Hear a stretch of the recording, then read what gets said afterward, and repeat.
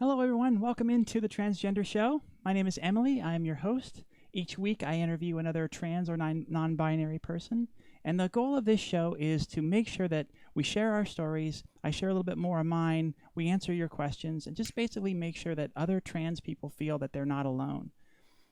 I suffered with depression and anxiety and thoughts of suicide throughout my life, and I want to make sure that other trans people don't go through that. So, tonight, my guest is Michelle Rosenblum. Hello. I will let me switch over to your picture so they can see you and say hi, and then I'll get into reading your bio. Michelle is a transgender open book and advocate, a website and marketing consultant, and a fingerstyle guitarist and teacher. She is passionate about exploring, educating, and advocating for transgender possibilities. Lately, she has been focused on her career improving online experiences for growing businesses. Under the stage name Melody Bird, she has spread the joy of music through fingerstyle guitar songs and lessons for over 20 years. Michelle, welcome. Hi. Thank you for having me. Thank you so much for coming. Of It's course. My pleasure. yeah, it was wonderful to be able to call on one of the first trans people that I met when I came out or when I started coming out. So it's great to finally have you on. Yeah. Usually I just start the show with what were some of the initial signs for you that you were different, that you were trans? What were the Well, breadcrumbs? well, um, you know, in hindsight, there was many. At the time, it was more confusing. And there just wasn't the same kind of vocabulary then as there is now, and the types of support and culture that exists today. But as early as I started puberty, I realized that I was into different things than I realized my friends were into. Exploring my own body and masturbating and these kinds of things. I was discovering that what I enjoyed wasn't the same kind of things as my friends, although there was a lot of overlap. Um, uh, and that stuck with me for a really long time, these different feelings that I was having. And I didn't at the time think, oh, these are girly feelings. I knew it had something to do with that. But I always thought, well, I'm a boy. I just like these things. Uh huh. And eventually that carried into some of my relationships. And um, I always thought I would grow out of it. And uh, never did. And eventually, um, we can fill in lots of these gaps though, but eventually in my late 20s, I had to have a really deep look into myself. And, um, and, and it wasn't until I put myself out there a little bit, trying to figure out who I am, what cubbyhole do I belong Mm-hmm. to, and was trying different things on, and a trans person reached out to me and said, I think you should hang out with us girls. And I was like, well, I guess I should go figure that out. How did she And find you? Where were you out and in the open where she was able to find and contact you? yeah, well, I had always been involved, well, for many years, I had been involved in a site called FetLife. Mm-hmm. And it's a kinky site. It's not a dating site though. It's more like a Facebook or a place where you can find groups of like-minded people. And I was in there. I've been involved in the kink community for a while, and I knew those things about myself long before I knew that I was transgender. Mm-hmm.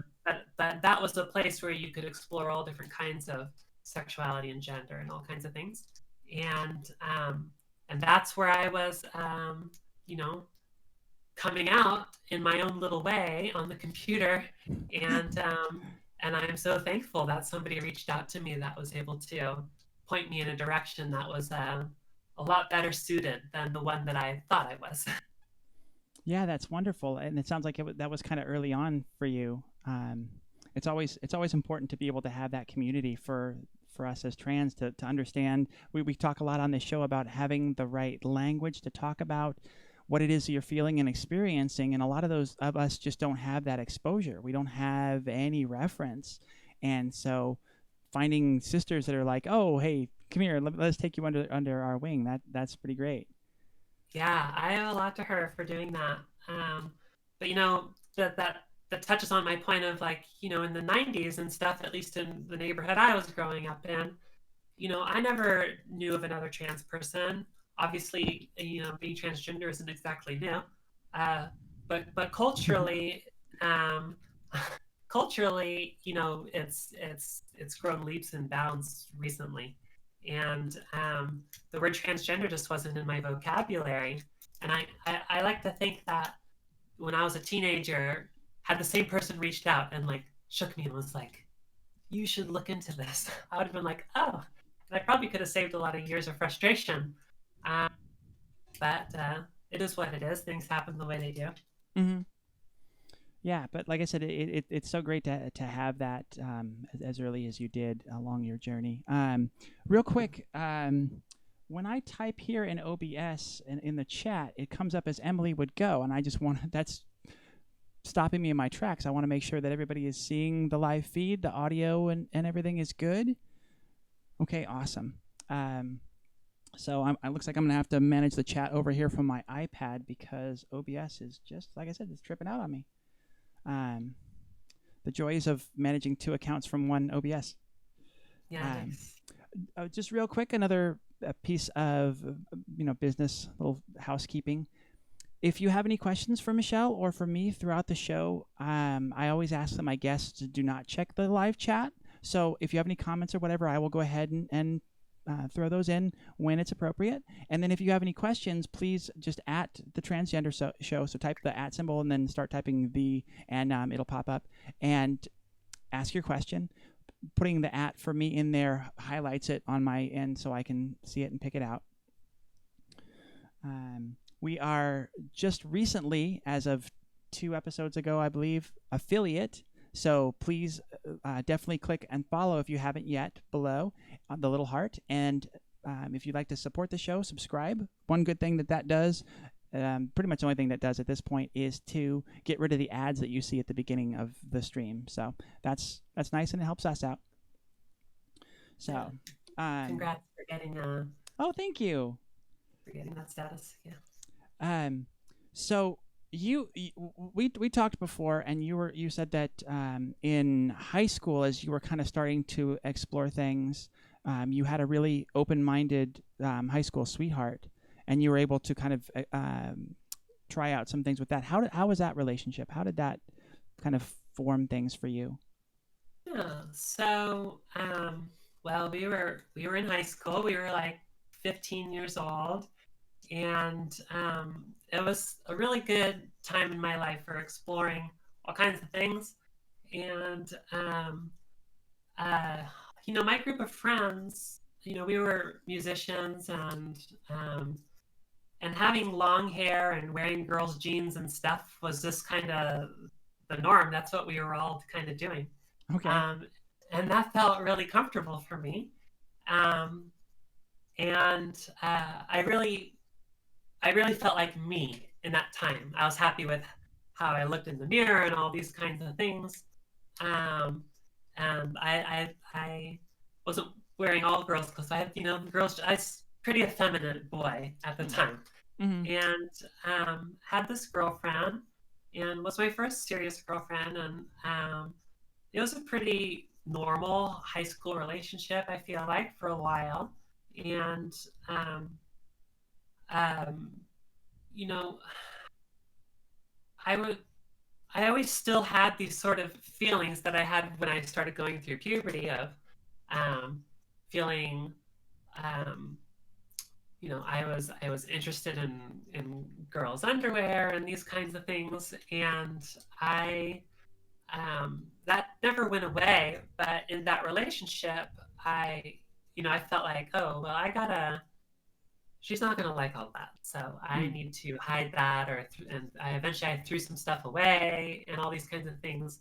And it crept back, these feelings. And that ended up being a repeating pattern in all kinds of relationships that I've had.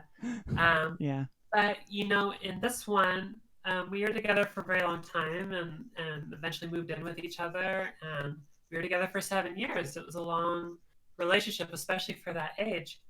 Yeah. And um, that relationship went through all kinds of things. But you know, there was a couple times earlier on where we did try some stuff that was really nice. Um, I went and visited an uncle of mine who lived in um, why can't I think of it? Because you're on the spot. I'm on the spot. Um, like the gay neighborhood up in San Francisco. The Castro, yeah. The Castro, yeah. So we stayed at the Castro, and where my uncle was living, and it was like Halloween weekend, and Oh, him and wow. him and his roommate were both like the, for special occasions they would do like big drag queen things, like super over the top stuff.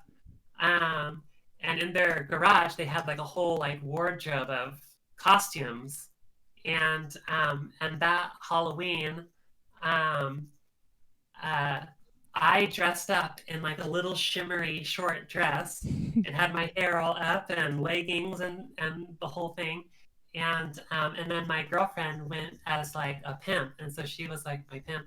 And we Oh, walked that's so up and down the fun. Castro like that. And I had never done anything like that before. But like I was just like winning rum, and I knew I would enjoy wearing those things. Hmm. But what I did not expect was how much I would enjoy like the looks I was getting from like everybody, men, women. I mean, lots of people were dressed up. It was Halloween weekend, you know, in San Francisco, so there was costumes and all kinds of stuff. Yeah, you And definitely weren't alone. this group of little Asian girls came up, and they were like, we've never been here before. Can we take your picture? Like, this is wild. And I was like, I never do this either. It's new um, for me too. yeah, and so like I got my picture taken and stuff, and that was all a lot of fun. And went back to the apartment that we were staying at, and and I remember my girlfriend being like, "Oh, like we had like a little like we had some intimacy in that moment," and she's talking like, "Oh, you like wearing this stuff, huh? And like you like how that feels and whatever." And I was like, "Whoa, like this is rad." Uh huh. And But was it more of a? um, Did it turn out to be more of like a dirty talk in the moment sort of thing, or was she really kind of um, supportive of it on a larger scale? it was more of an in the moment thing. For me, it was like a piece of the puzzle of the larger scope of things. But for her, it was like, this is fun. We're trying something new. She was being a good sport about the whole thing. Yeah. And and really the general like theme of it was like, okay, well, we tried that. That was a lot of fun. Like, let's see what we come up with next quarter. You know, it wasn't it wasn't that businessy, but that's how it felt for me. And deep down, I was like, I want that every night. And there was several occasions of things that we would try, and eventually they did enter our dynamic more and more. But that was also while our relationship kind of split more and more. Mm. And I think that was a part of it. There's all kinds of reasons why we split up, but I should say that that was probably an element that maybe wasn't talked about enough. Well, But that's got to be again, we really, didn't have the vocabulary. yeah, and that's got to be really challenging too. And it's not perfectly in line with what happened for me, but like you have those moments that are affirming, and you're like, oh, she might be able to accept this, and like. And that's cool. And then you're at the same time you're realizing, oh, I really like this, and you realize you want more. But anytime you kind of push for more, like then it starts to hit resistance, and then Yeah. then you start to second guess yourself and kind of um, pull back. That's definitely how I was in my journey. Yeah, well, that pull back or second guessing. So I was always in like a double state of like, um, part of me was like, well, I liked that stuff when I was younger, and that was okay then, but I'm supposed to grow out of that, or I'm not being like the man I'm supposed to be, or whatever, Yeah. or that stuff's okay here and there, but really you gotta like hold true to whatever it is you're supposed to be doing. And so I struggled with that a lot, and but it, over time, because we split up when we were in our early 20s, and like the first thing I did when I was single is I went and bought like more women's clothes and my fun toys or whatever I wanted to have, and like was like in heaven. Yeah. And it's That's like, wow, awesome. this is like the space I want to be in. But again, still tricks would play in my head because it was like, well, you're just really stressed out. And of course, this feels really good because that's like comfortable from that made you comfortable a long time ago. And I still had the feeling of like, you should still grow out of it, but you can have this break right now because you just went through this whole breakup and everything. So, like, don't beat yourself up. Like, go have some fun. But then eventually, you're gonna have to go back to that whole thing. So And like yeah, that's the allowing yourself to do it, but then also like putting limits and like a sort of a deadline almost. Like you realize like you can't you like yeah, it's fun that you like this now, but you can't do this forever. And it's funny, yeah, how much of that narrative really comes from inside. I guess it originates in society from the outside, but I found that there was really very little actual stuff happening to me from society's side. It was more just all of that narrative inside my own head. totally. And it's terrible the things we put ourselves through. Yeah, yeah, that's kind of the. I can't say it's the worst part. I know there's a lot of trans women that go through a lot and are in danger, and Oh, for sure. there's a lot of nasty stuff out there, but there's just so much internally that we do to ourselves that is so Yeah. bad. Well, I do trainings and stuff, and I always say that like I have it. My transition overall was so much easier. I was so lucky with the support and everything that I've gotten, and and I was very fortunate. And overall, I had a very easy transition compared to usually what I hear. And Mm, but I emphasize that with as easy as I had it, it was still very challenging. And even with all the support I've had, it still was so scary to come out. mm, And also, there was times where I just felt really divided on the issue with just internally without even having talked to people about it. Just, you wonder if you're having like an identity crisis or something, yeah. and it can be so hard to just tell people that can help you. So even with all the support and everything, it's still it's a hard thing to do. Well, yeah, because we fight against ourselves so much. It's so hard to feel like it's valid and it's real and it's really part of us. You just think that, oh, I've got a kink or I've got this obsession or preoccupation. Like I'm sure you felt that it was just something that was hitting you in between the relationships, kind of fill that hole with the loneliness. But Yeah. but then you had told me before that once you found another relationship, you put all that away, and then just it kind of became a cycle for you, right? Oh, for sure. So yeah, I got out of that relationship and I was doing my thing, and then I got into another relationship, and again I was like, well, I have to hide all this stuff because girls don't want a guy that's into all those things, and I would hide it, and then eventually the relationship would get serious enough that I'd be like, I can't hide it. I got to get rid of this stuff, and I'd get rid of it all, and then I'd be doing fine for a while, and then eventually it would creep back in where it'd be like, oh, I wish I was wearing something else right now, or that in the bedroom something else was going on, and I did that a lot.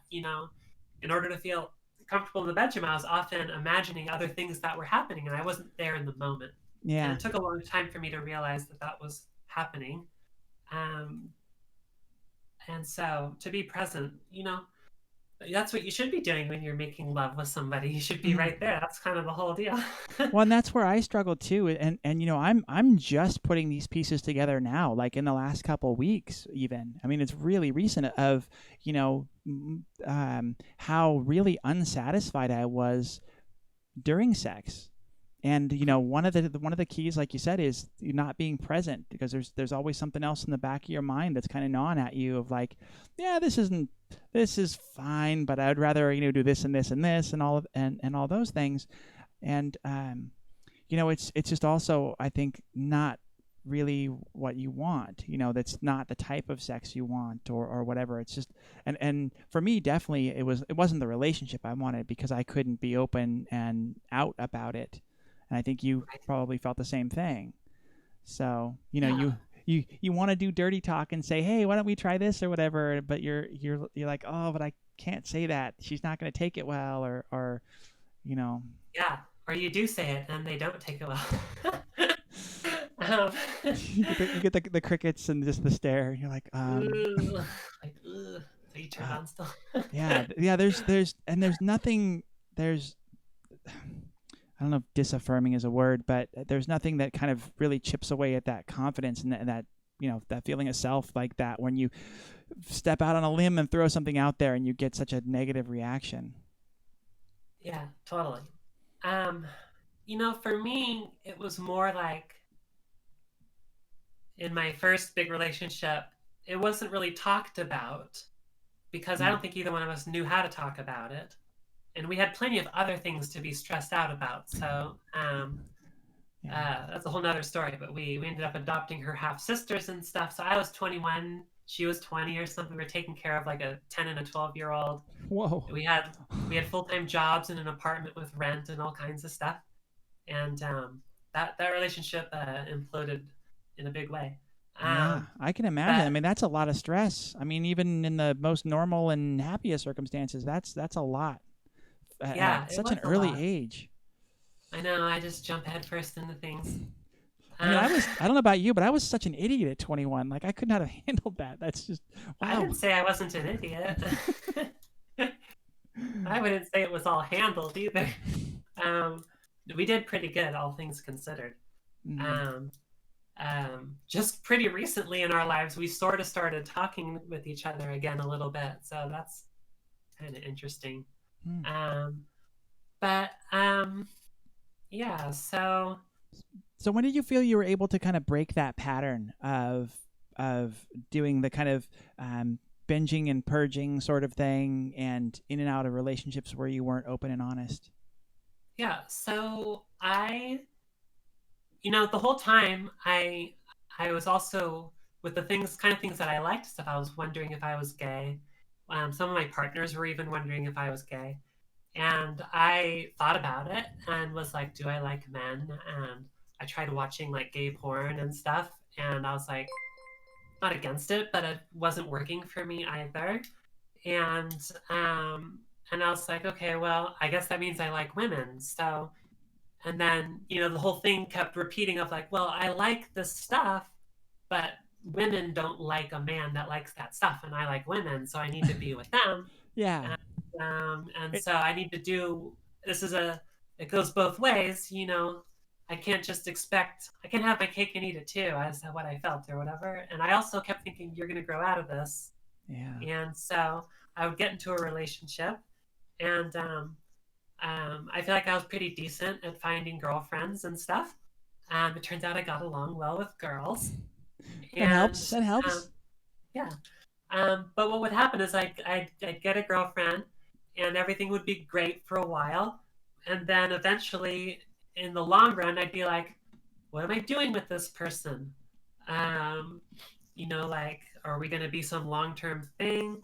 Um, and then, after like the fun, playful honeymoon period or whatever, it's like, oh, well, I think that's where some of the more like traditional sort of gender roles start appearing and things like that. And you start wondering, well, like, who's taking who out on dates? Um, uh, and who's opening spaghetti jars and these kinds of things. All the stereotypical stuff. Mm. And a lot of it sounds so trivial, and it is. but these roles, they appear in weird ways, and oftentimes we just put them on ourselves. Yeah, and But it's just always knocking in the back of our head. We've got these two opposing thoughts of we're aware that we're like you said, you're a guy, you're supposed to be a guy, you're supposed to have these certain traits and fulfill these roles and all of that, and then there's this other thing in the back of your head. Both of them are subconscious, but the other one is something that isn't as defined. It isn't. We don't have the language for it. We don't have the understanding for it, but it's there, and they're just constantly fighting. And then when you get into a relationship and you feel like, oh, I've got these things I want to do and these people that I want, and they seem in opposition. yeah, And so totally. of course the thing that we think is like, oh well, I'm just wrong in this other thing that I don't even understand. So I got to stop doing that. Yeah. Well, I would stop doing it and I'd get the relationship and whatever. But then when these roles and stuff started appearing and I started thinking more and feeling more about like, well, what do I want to do? How do I want to cuddle? How do I want to make love? How do I want to talk in relationships? How do I want to represent myself with my career? Like gender just taps into everything. Yeah. And I found when the times I got more stressed about things in general, um, are the times when I wanted to go back to my comfortable place of feeling girly. Although I didn't have the word girly even to word it as. It was just like this other feeling. And Mm-hmm. um, in hindsight, they were girly feelings. So eventually they would reappear, and then the relationship would go south, and then yeah, I would binge, and I'd be single again, and the first thing I do is go get all my stuff again and rebuild my little hidden duffel bag of things that made me feel the way I do, and then I'd get another girlfriend, and then I would throw all that stuff away, and then the relationship would start to go bad, and I'd try to talk to them about these feelings, and then um, and then there was one particularly toxic relationship where I did try these things and they were not a big fan of it at all, and the relationship was extra complicated because I now had a child with this person, and it wasn't as easy as just being like, well, this isn't working, I'll see you later. It's kind of like, well, there's a baby, and that's Yeah. important. Yeah. And Were you guys married or no? no, we No. were not married, so that's good for me. one one And one less attachment. I mean, yeah. yeah, The baby's a big one, um, but baby's a big one. And so I I started seeing a therapist, and I love her to death. And every once in a while, I still see her. I have another therapist now that I'm with Kaiser. She's not on Kaiser, but every once in a while, I still see her, and it's been like 5 years. I super love her, nice. and um, so I saw her, and she was like, "Well, um, just because you had a child with somebody doesn't mean you need to stay with them. Like if it's really toxic." And she encouraged me after just a few visits that I needed my own space, Hmm. and I went and did that. Well, that's And that's at that great. point, Yeah. yeah, I think it's so important to have that realization because I think a lot of people would try and like especially a counselor, they're supposed to fix things, so they would say, oh yeah, stay in the relationship, that's for that's the what my ex kids. thought she was supposed to Yeah, do. but the thing is like if you're miserable and the signs are there that it's not working, it's not gonna work, then it's better to get out and to be separate, healthy people that can hopefully interact on an adult level, Yeah, and just that's just better for the kids. totally. If you're whole people, even if you're apart, as opposed to people that stay together for some reason and just fight all the time and are toxic to each other and bring each other down. I totally agree. So, I looking back now, I am much happier. Um, that was the most toxic time of my life, and right now I feel like I'm in the most put together part of my life, and that's what I want to show my daughter is Mm-hmm. that I'm being the best me I can be, and that was not the case when I was with that other woman. Mm-hmm. And but that, like I said, it was super toxic time in my life, and I, in leaving that relationship, and again, all those feelings were coming back, these girly feelings and stuff, and I Mm-hmm. was like, okay, I need to do some serious inward like feeling out, because um, I do not want to end up in another relationship like that. And Yeah, and you'd, I you'd needed to had done the figure out, pattern enough. You kind of realized, wait, this might not be a good way of doing things. yeah, after I've had so many relationships, and they continually got sort of hairier, I guess. I mean, not really. Most of them were pretty decent relationships, but like they should be going in a positive direction, not a negative one, right? And this Mm-hmm. one was really bad. And I was like, okay, well, whether the other relationships were decent or not, like they all did end, and all these feelings always crept back. So yeah, there's a pattern. And that feeling of like, well, I'm gonna grow out of this. Well, now I'm in my later 20s. It's like, well, maybe I'm not gonna grow out of this. And even in like the hardest moments, like it's still there. I couldn't crack it. I couldn't be like, you know what? To hell with those feelings. I got like these other things to take care of or whatever. They Mm-hmm. were they were still like just as loud, if not louder than ever. Well, And yeah, and I found that they got louder, and they also they got louder. They got more obsessive. It was more, it was more staticky. And then the third point is escaping me all of a sudden. um, it just it just seemed to get more negative, and it was just something I couldn't step away from. It just, yeah, you said yeah, it kept coming back, and then it was louder, and what it would do is that fight would bring on depression.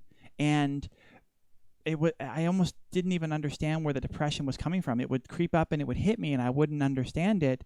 I had these kind of opposing things, and I was never clued into the fact that that was what was causing the depression. I just thought, oh, I'm kind of cyclically depressed, and here we go again. And it's yeah, not until the other side that I finally could see that and put that together. That again, those opposing thoughts. It's like they said in the movie Mumford. You think two opposing thoughts and give yourself a headache. That was causing real anxiety and depression in me. yeah, for sure.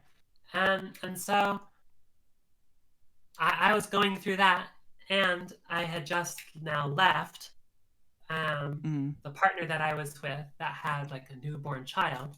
And I was still doing everything that I could to be in that child's life as much as I could, my daughter. And but I wasn't living there, and I was just like, now more than ever, I need to figure out whatever's going on with me. And I was convinced then that I needed to find peace with whatever these feelings were that I've been fighting, that I've been binging and purging, that I've been saying I'm going to grow out of. And I needed to come to peace with that, whatever that looked like.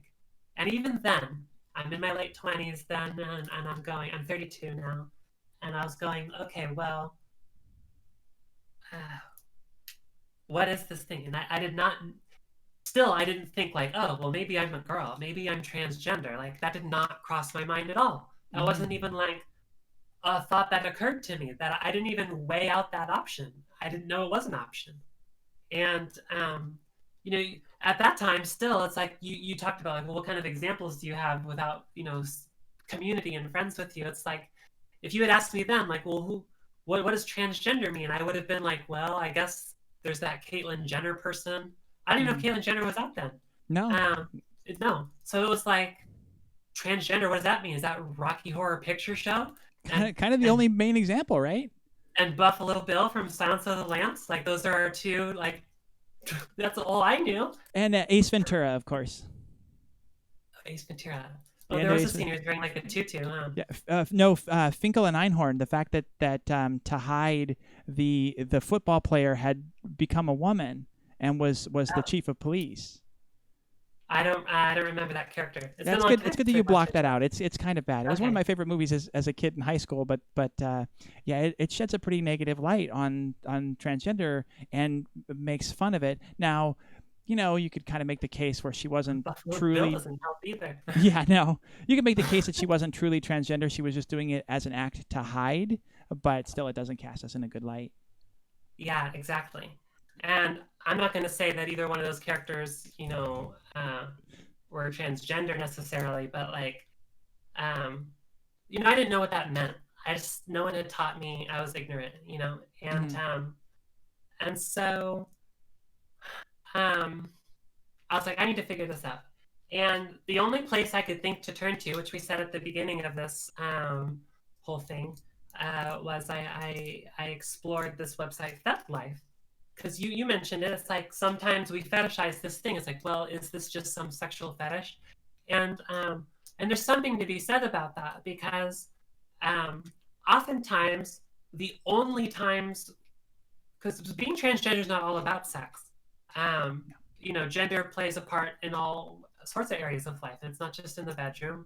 And but when you are exploring these things and wondering if you're trans or not, and all these things, like, oftentimes the only place you can safely and comfortably explore those types of things is when you're alone, and when you have the time and you're exploring your body, or you're with a partner, and you realize in the bedroom, like, oh, this sex, like, this feels very weird right now, and I'm thinking about these other things. How come these thoughts are in my mind when there's a beautiful woman right in front of me, or whatever?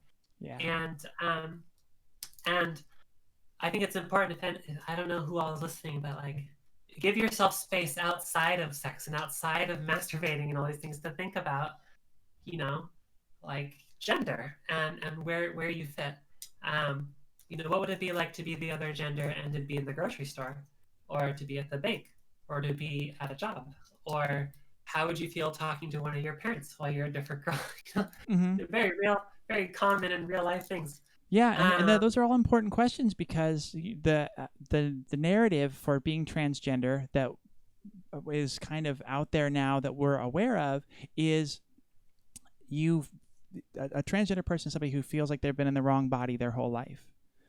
And that wasn't the case for me. I felt different. I felt things were off, but I wouldn't have ever defined it as I'm in the wrong body, I hate my body. It's just like, as you start to ask yourself some of those questions of like, well, what if I was in a dress at the grocery store? Or, what if somebody called me ma'am at the bank? Those things that when you're actually doing them, finally when you're out, just give you so much euphoria. You feel so good about yourself, and you feel like, oh, this is right, and it feels wonderful. And that's not enough of the narrative at this point. It's all focused on the negative and not liking or not feeling right in your body, but not ever exploring the positive side of, well, what if you allowed yourself to explore this or to think about these things? Exactly. I'm glad you said euphoria, because my experience was very similar to that, which is I didn't have a lot of gender dysphoria. At least I didn't know it at the time as much. But what I did have was gender euphoria, where like I just felt kind of drab and gray and just generally not very excited when I was doing all the guy things I was supposed to do. And in hindsight, I did some other things to escape. And in general, I was not a very happy person at the time. So I could argue that I was having dysphoria, but it wasn't like I looked in the mirror and hated my body. Yeah. It wasn't that clear-cut language. It wasn't that clear-cut, obvious example. No, it wasn't very clear. In hindsight, I was not happy, but I didn't know it then. I just thought this is what I'm supposed to do. And a lot of the men in my family also seemed miserable, and they just drank about it, and so that's what I thought I should do too. It's like, oh, well, this is just par for the course. I'm just going to be a crotchety old man, and I'm going to drink hard liquor and enjoy rock and roll or whatever. And that's just all. That's what I get. Yeah, sit in the recliner chair and drink and complain about your job. Pretty much, and that women get away with so much fun or whatever, and that's just how it goes. And so all that being said, I'm now single again, and I'm after I left my baby mama, and um, and I'm like, well, how do I figure this out? I gotta figure this out because I think if I figure that out, I'm gonna figure out how to avoid getting into super crappy relationships, There's and a hope. Yeah. um, I got to figure that out. And however I figure that out, like the next relationship I enter, they should be okay with whatever it is that I figured out, whatever that looks like. And I was prepared for all kinds of things. Um, so the best way that I could interpret, and I used the site to help figure out, because on that FetLife site, there's like all kinds of ways you can present yourself, all different Mhm. kinds of genders and roles and all kinds of things. Um, there's a whole lot of information on there. Yeah, And it really is. It's daunting. I've been on there. It's like I don't know. I don't know how to identify which one's the right one. yeah, so I didn't know any better, and I'm not saying that. I said all the things I just said because of this point, which is that being transgender and exploring the things that comes with being transgender, they don't have to be fetishes. You know, having fetishes is one thing. That's fine. You can have kinks or whatever, but oftentimes exploring things like wearing women's underwear or being a more submissive role when you're supposed to be a dominant male, and stuff like those things can all become fetishes very quickly, or they get fetishized really quickly. And it doesn't mean that you have a fetish for that. You might just be, that's just kind of who you are, and it doesn't need to be totally sexual or whatever. But Mm. at the time, and I was like, I got to figure this out. That was the only place I knew where to turn. That was the only place in my life up until then that made any sense, that talked anything about gender or sexuality. I didn't know how to talk about Yes. that stuff with my friends or my parents or counselors or I didn't know anywhere to turn. And I was at home alone trying to figure this stuff out. So what do? You go online. Yeah, And again, that's I such didn't, a major point. That's such a yeah. There was nothing else. Yeah, you go in there and it's just like, oh, I can. Like I said, it's a little daunting because there's so many different options, but you can be whatever you want to be in there. yeah. And I was like, okay, well, I need to find a woman that wants to top me, and not just once a quarter. How like that's the dynamic of the relationship is I get topped all the time. And at that time, I still thought I needed a woman. We can talk about that later. Um, but so I was like, well, going on OkCupid and stuff and trying to find that just didn't seem like the right avenue. And that's another reason that I kind of went towards FetLife, even though that's not a dating site, it turns out. That's not really a great place to find people for that kind of thing. Yeah. It's a great place for finding groups of like-minded people that you can then engage with and grow friendships with and eventually relationships or whatever. Although I'm sure there's plenty of people that have found their partners through FetLife. But anyways, that's Mhm. not the whole purpose of the site. You'll have a bad time if that's what you think you're gonna get if you go there. Um, Yeah, it's so sort of like along the lines of my therapist suggesting that I go on to cross-dressing or transgender dating websites, oh Lord, and right from the start, I'm like, I want to find somebody that accepts it. I don't know that I want to find somebody that's looking for that. I Because know. you have to. There's a lot of effort to get onto these sites and to put yourself out there. So if you're on there and looking for someone trans or a crossdresser, it's just like I That's don't know if I trouble. want to meet that person. And it's very similar, I think, to what you're talking about, alluding to with FetLife. It can be like that, yeah. Um, oh yeah, people try to reach out to you for all kinds of reasons. um, so I'm on that site and I'm going through all the things like, well, what am I? Like, what am I gonna say I am? And I'm gonna look into that and I'm like, well, I guess, if I'm looking for women that want to top me and I'm into like this girly stuff, like I guess I'm like a sissy boy, and I'm like, that term did not sit well with me. Mm. Um, like that wasn't like the identity I was always striving for my whole life, Yeah. just to be like a sissy boy. And no offense to anybody that is a sissy boy.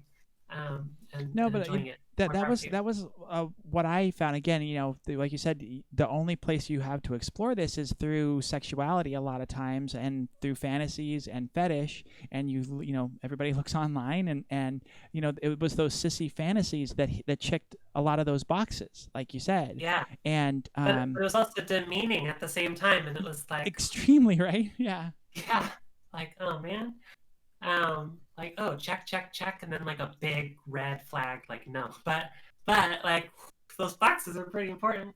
Hmm. Very conflicting. So, but I reached a point in my life where, as conflicting as that was, and as degrading as labeling myself as a sissy was, and promoting that on the internet, um, that felt better than the relationship that I was just in. And so Yeah. I reached a point where I was like, I never want to do that again. I don't even know if I could handle going through that again. That was a very dark time in my life. Hmm. And Yeah. so I was like, well, this, although less than ideal and demeaning, actually sounds better. So I went with that. I was like, I'm going to own that. I'm going to do that for a while, and I'm going to see where this takes me. It never felt like the final destination, but I was ready to just wear it on my sleeve and own it and be like, I'm a sissy. And I went online, and thankfully, very quickly, and very luckily for me, I'm up there posting, and I find these groups, these sissy groups and stuff, and I'm saying I like to wear women's underwear and be, submissive or whatever, all these things, and just because you're a bottom doesn't mean you have to be submissive, all right? But here I am saying these things, and then someone reached out to me, a trans woman reached out to me, and she said, you know, I'm not hitting on you or anything, but I think you'd get along with us girls, and we play pool over at the local gay bar in town. Hmm. And she's like, you should come hang out and have drinks with us. And I was like, oh my god. And she looked great, and I just thought it was very sweet, and so far the most like genuine interaction I had had on that website. So I Hmm. was like, you know what? I said I was going to own this. I'm wearing it on my sleeve. And I very clearly remember telling myself, well, if I'm going to be a dude that wears women's clothing, I might as well go hang out with other dudes that wear women's clothing and see what that's about. And I Hmm. figured I could go have a drink, I could play pool, and if that scene totally weirds me out, I could just say thanks and I can leave. Yeah. Otherwise, maybe this will be the start to something pretty cool. And so I went and I did that, and um, I didn't dress up or anything. I didn't have anything to dress up in. I just went, and Was this I after met a all recent these. purge? Um, well, all of my stuff that I bought was more like fun bedroom stuff. Like Okay. Yeah. I, I get I that. wasn't gonna go to the gay bar wearing like lingerie all of a sudden. Um, That's a bold step. we had That's a bold step. we had Yeah. to build up to that part. Um, um, so I I went there and I was totally expecting a bunch of dudes in women's clothing. You expect the worst. Mm. You expect just like, oh man, like like you just picture. I don't even know what I pictured. I just knew it was going to be like very clearly just dudes wearing girls' clothing, hiding from society. That's what I was picturing. In the corner And playing pool at a dark pool table in yeah, a they all smoky have bar. like they've all had miserable relationships like me, and they're all just drinking and wearing women's clothing, and they're all sissy boys Uh huh. hiding. Yeah, that's what I pictured. But I was like, at least we'll all be in company with each other. And I went, and that's not what it was at all. And I was like, whoa, these are not men in women's clothing. Some of them were. There was a couple that was their gig, Mm. and they were cross dressers, and that's what they were doing. But the woman that invited me and the women that were there were very just clearly women. They were trans women, and they looked like women, and they sounded like women, and they Mm. acted like women, and other people were treating them like women, and they were not bums that were down on their luck. They had like good jobs and like had their lives put together and were like advocating for things, and they had support groups and all this stuff. And I was like, wait, But that's possible. That's a thing. You can do that. You can just be a woman and live your life as a woman, and that's a thing. And I was like in awe. Bing. And yeah, being, and I was like, oh, because being a woman sounded so much more respectable and fitting than being a sissy boy. Yeah. And Well, then and I was like, that's the first time where you're like, well, wait, no, this isn't something in the bedroom or in the dark corners of bars, gay bars or fetish bars. This is something you could do out, like as a lifestyle. yeah, as a life, As a life, you yeah, know, lifestyle, yeah. and yeah, exactly. And I was like, oh, because I had been basically fetishizing it, but due to circumstance, due to not knowing that you could do these things anywhere else. Also, by the way, I thought the gay bar, it was the first time I had ever been to a gay bar. Oh wow. Um, and the one in our town. And you know, Patty's. Yeah. And you know, from the outside, because you see like they have that door like on the corner of Main and Ventura Avenue, and you're like, well, that's the gay bar. It's like super shady. That door never opens. There's like bumps on the corner. It looks But terrible. it looks terrible. And but I thought that was the entrance, and it's not. The entrance is on the other side of the building, and it's nice. And they have Mhm. like a nice patio and a security guard and all kinds of shit.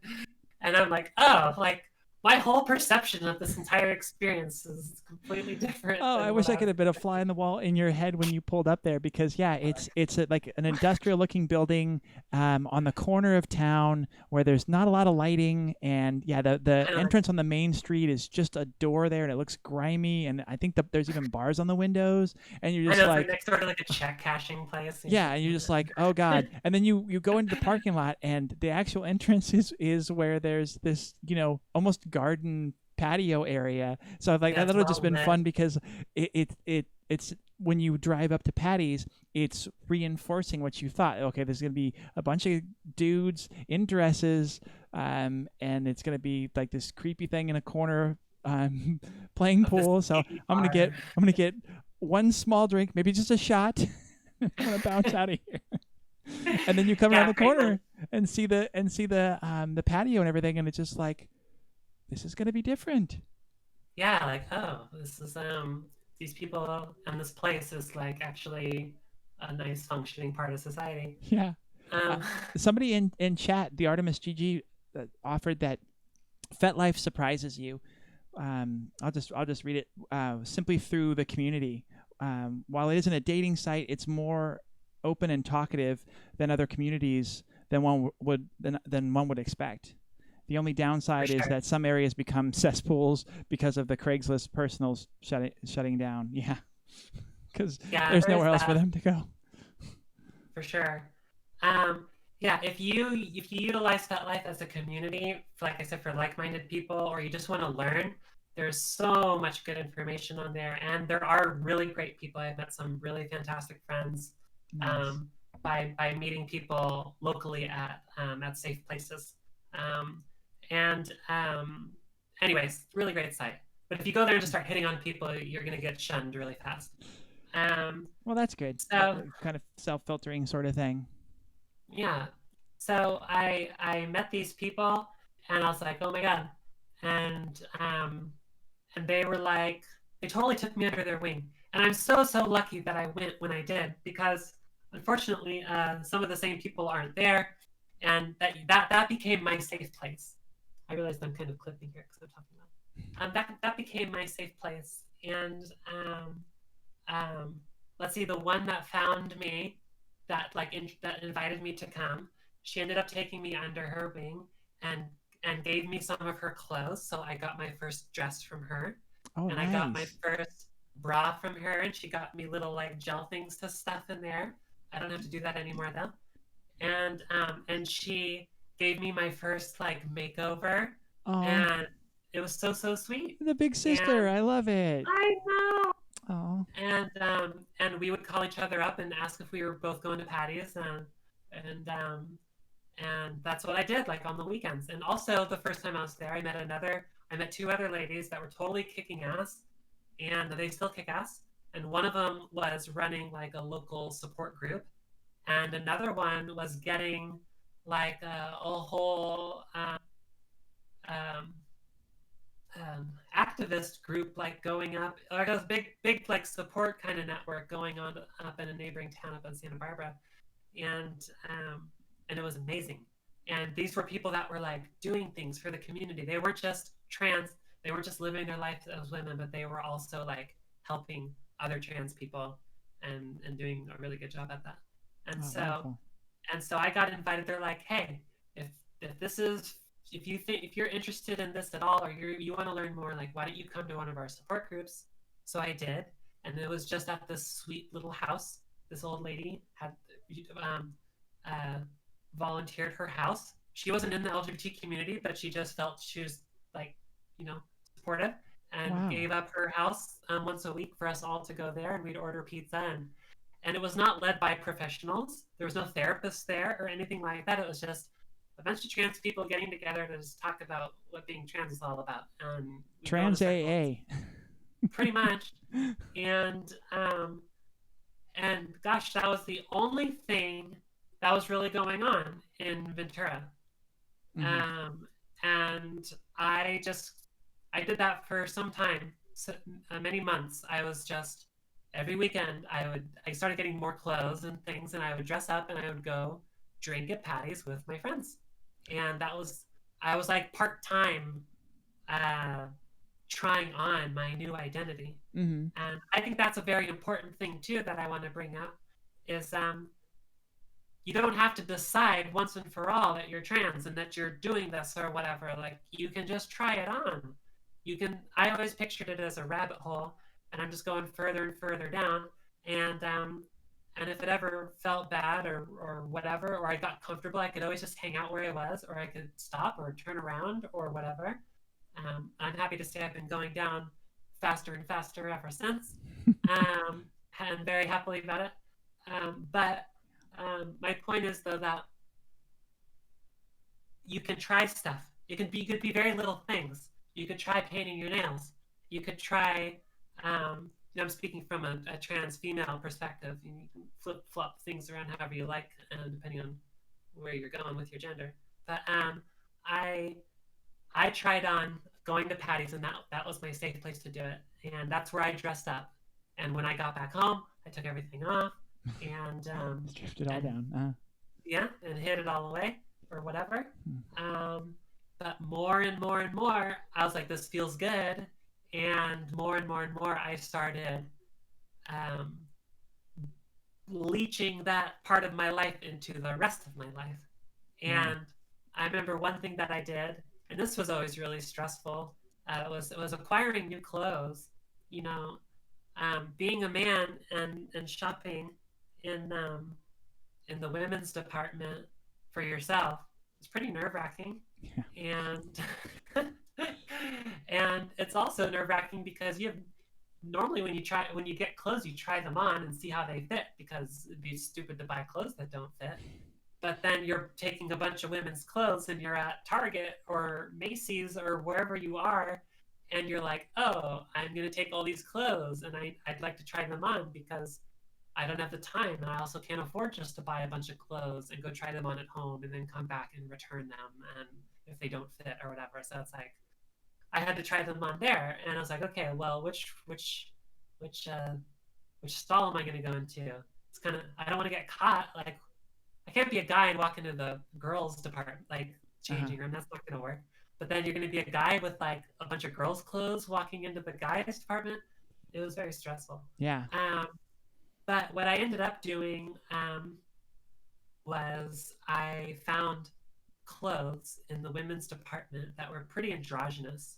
Hmm. Um, like skinny girls' jeans. Excuse me. Hey, skinny girls' jeans are a thing. Lots of people wear skinny girls' jeans. Lots of guys too, whatever. So that was easy. But then I found these like girls' tops that were just plain t-shirts, but they had more like girls' cuts here, and the sleeves were like up here a little Hmm. bit, and they were more like pastel kind of colors and things, and they were cute, but not like a dress or a Yeah. spaghetti strap or a big thing with like a unicorn on it or whatever. You know, there's just like plain t-shirt. And that those things became my wardrobe quite a bit. And even though they didn't look particularly girly, like people did notice that my wardrobe was changing and it obviously was more effeminate. Um, but for me, it gave me such peace of mind because and I started wearing girls' underwear all the time, and that was a really big thing for me. And Mm, that's special too because no one else sees it yeah. unless you want them to, or unless you screwed up. Um, Well, and that's that was the kind of weird thing for me. And my therapist was like, "Well, why can't you just wear pink men's shirts or whatever?" Where I had yeah, this thing of like, I would go and I'd buy women's pants, like dress pants or whatever, but I'd buy them so large that they fit like guys' pants.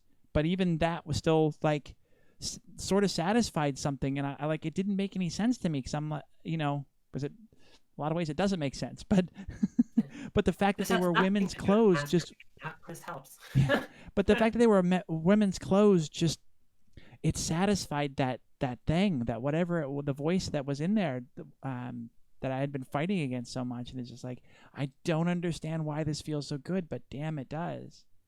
Exactly. And so I started wearing. Eventually, my wardrobe, my socks, my shoes. It's so stupid. I went to the Converse store, and like they're Converse or Converse, like Yeah. you know, anybody can wear Converse. But for some reason, Converse had like a dude side and a girl side, right? Because like there's different shoe sizes and things, whatever. Yeah.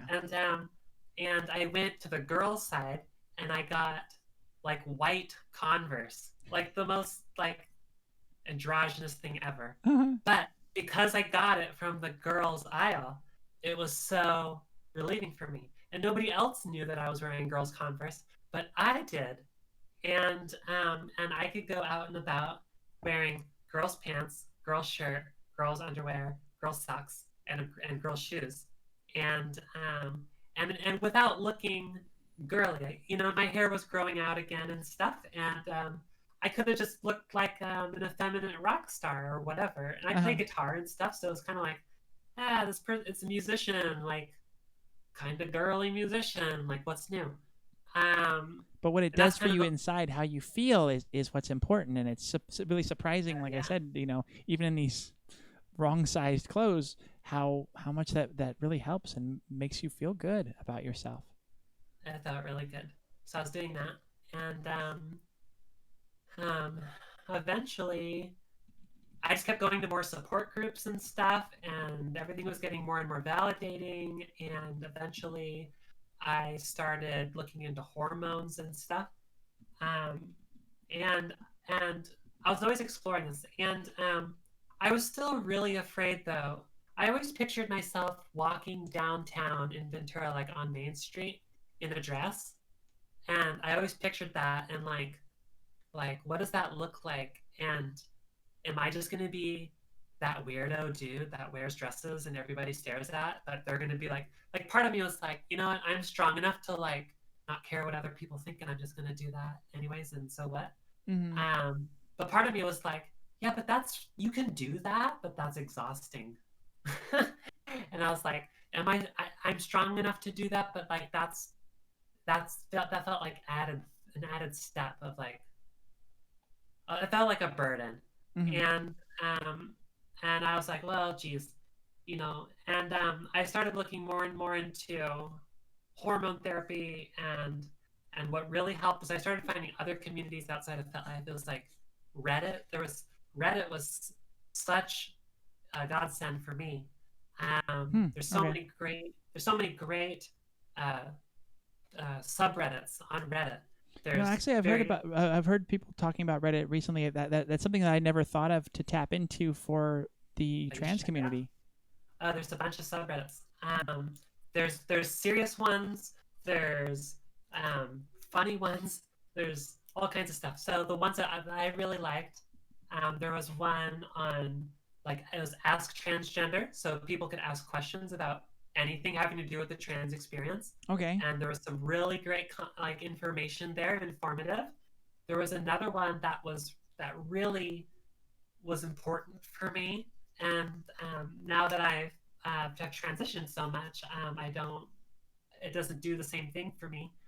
But there was one called Trans Timelines, and people would post their before and after pics, or they Mm. would post their like timeline. They'd be like, "This was me 5 years before transitioning. This was me like a year before transitioning. Here's me the day I decided to transition. Here's me a month later. Here's me like first time doing makeup. Here's me when I started hormones. Here's me 2 years after hormones. Here's me 10 years later, or whatever." And like you could see the whole thing. And I was like, whoa, like that person started there and ended up there. And here I was like worrying about being a dude in a dress on Main Street, and I saw pictures, and pictures are different than the real thing, whatever. But I saw pictures of guys that were like they were like burly dudes, Yeah. and like had the shoulders and the muscles and the beard and the chin and like all this stuff. And there's all different kinds of ways to transition with or without medical help or surgery and all these kinds of things. All right, teach their own. But like you could see these person transform into like a stunning woman, and Hmm. it was like, whoa. And I'm very lucky. I've always been sort of a pretty effeminate. I'm skinny, and my hair is long, and I have softer features, and I'm not. I was, I used to be a boy, but like I wasn't like a linebacker. Mm. I was always like the girly guitar player guy. So I was like, well, I'm starting there. They were started like way over here and ended up way over here. I'm starting like here. Like if I could even get close to that, I was like, I could live like that. It's That funny that how could be how much the life. those photos, like I have a whole big um, Pinterest folders of those kind of inspirational, the before and afters, and a lot of these timelines, and it's really interesting not being out as transgender. I was still a crossdresser or whatever, however I identified at the time, and how much these these images like excited me in this really visceral way of like, wow, this is an option. I think that that's kind of how I started to realize that like maybe I'm trans and maybe I could be trans, and because I think the same thing as you. I look in the mirror and I'm like, oh, I'm just a dude in a dress, and I don't pass, and all of this stuff. And then you're like, but these people looked, manlier than me, and now they look super beautiful and femme. It's like, okay, so just keep trying, just keep at it. Yeah. What did they do to do that? Let me sign me up. Um, so I I started doing like a thought experiment with myself, and every night I was journaling a lot too. By the way, that helps a lot. I have my journal Mm, right here. Journaling is a good thing. I haven't journaled in a little while, definitely need but to be better about that. Yeah. I was journaling a lot during that time. And one of the things that I always asked myself was, if you were in a room and there was nothing in that room except for a button, and you walk up to the button, and if you hit that button, you would turn into a beautiful girl, and you'd live your life as a girl, and whatever. Would you hit the button? And every night I asked myself that question. It was a yes, and it was a pretty strong yes. And then eventually that thought experiment evolved, and it was like, okay, well, it's obviously not as easy as pressing a button. There's If some more only. steps. There's more steps. And so I would add a step. I'd be like, okay, well, you could press the button, but you also have to, and then fill in the Mm, blank. You also have to, um, come out to people and mm-hmm. tell them that Yeah. you're gonna press the button. Then would you do it? That's all you have to do. You could press the button, but you have to before you can press the button, you got to tell everybody that you're gonna press the button, and Very then interesting. you have to deal with that. And it's like, okay, would you Yeah. still press the button? It was like, I could tell everybody, and then I get to press the button, and then everything's fine. Like, okay, I could do that. I'll press the button, Well, and one of and then you the add more things. Yeah, and I love that. I love that thought exercise. One of the interviews, one of the chats that we had on here, what we were talking about, just basically the realization that cis people don't question their gender. They don't have these thoughts. They don't have these desires. So you've come through this thought exercise of like trying to determine in yourself how far would you go and how much is it important for you to transition. And we talk a lot about feeling valid as a trans person, and she was saying that, well, yeah, she just come to the realization that normal people don't question their gender at all. This isn't Right. something that's normal. Like, it's something that's specific to trans people. So just the fact that you're trying to get into this thought experiment is already validating yourself. And I Yeah. love the fact that you kind of eased yourself into that thinking, because like I said, I just had these images, these people, and it's just like, oh, they were able to achieve that, and I saw that as a possibility. I still didn't see how it would happen, and Right. I think that exercise kind of eases you into that, opens your mind to that as a possibility and to something that you could actually, um, for lack of a better term, put yourself through and survive. Exactly. And I just kept adding more and more things to the point where it was like, fine, I'll do all the things, and then I can be a girl. um, um, and I did it every night, and that's important too because eventually you can look back and go, "Damn, every night I've been answering those questions the same way." Mm-hmm. And I've since I have a lot of therapist friends that I've done some activism with, and our trainings and that kind of thing. And like one of the guidelines that Kaiser is using, and Kaiser is kicking ass right now with LGBT care, and um, Mm. and one of the things that the therapists there um, sort of recognize as like, okay, well, there's maybe something to this person saying that they're trans. Um, is they look at uh, in no particular order, I guess, consistency, persistency, and insistency. So if you're all those things, then there's probably something to that. You know, if you're if I was saying yes all the time, and that's consistent, right? And then if Yeah. I was persistent, like I was like, and I was putting pressure about it, and insistent, like this is the way it's got to go, and it's that way time and time and time again. Consistency. Then all right, well let's address that.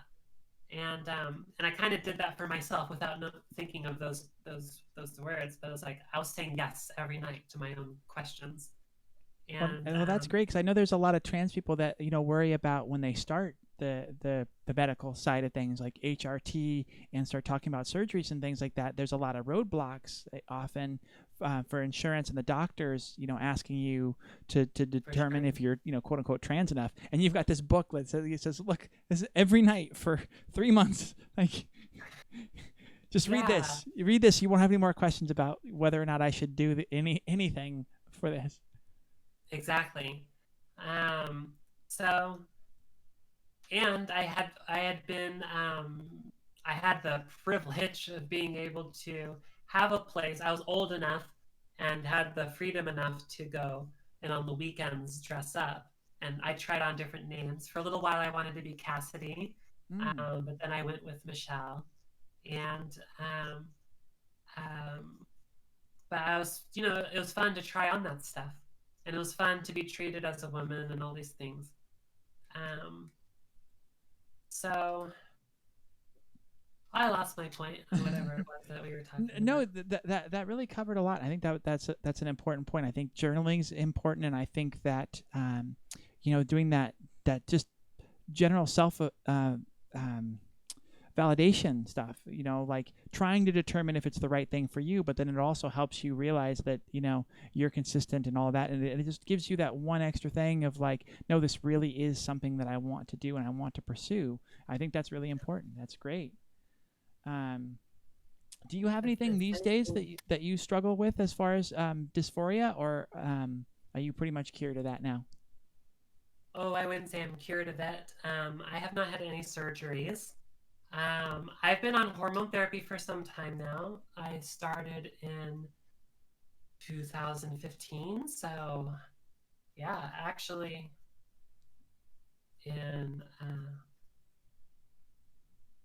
in August next month will be 5 years that I've been on hormone therapy. Wow. Um, and so dysphoria. Well, we earlier we were talking about euphoria and how I felt more gender euphoric than I did gender dysphoric, Mm-hmm. but um, that did crept on me.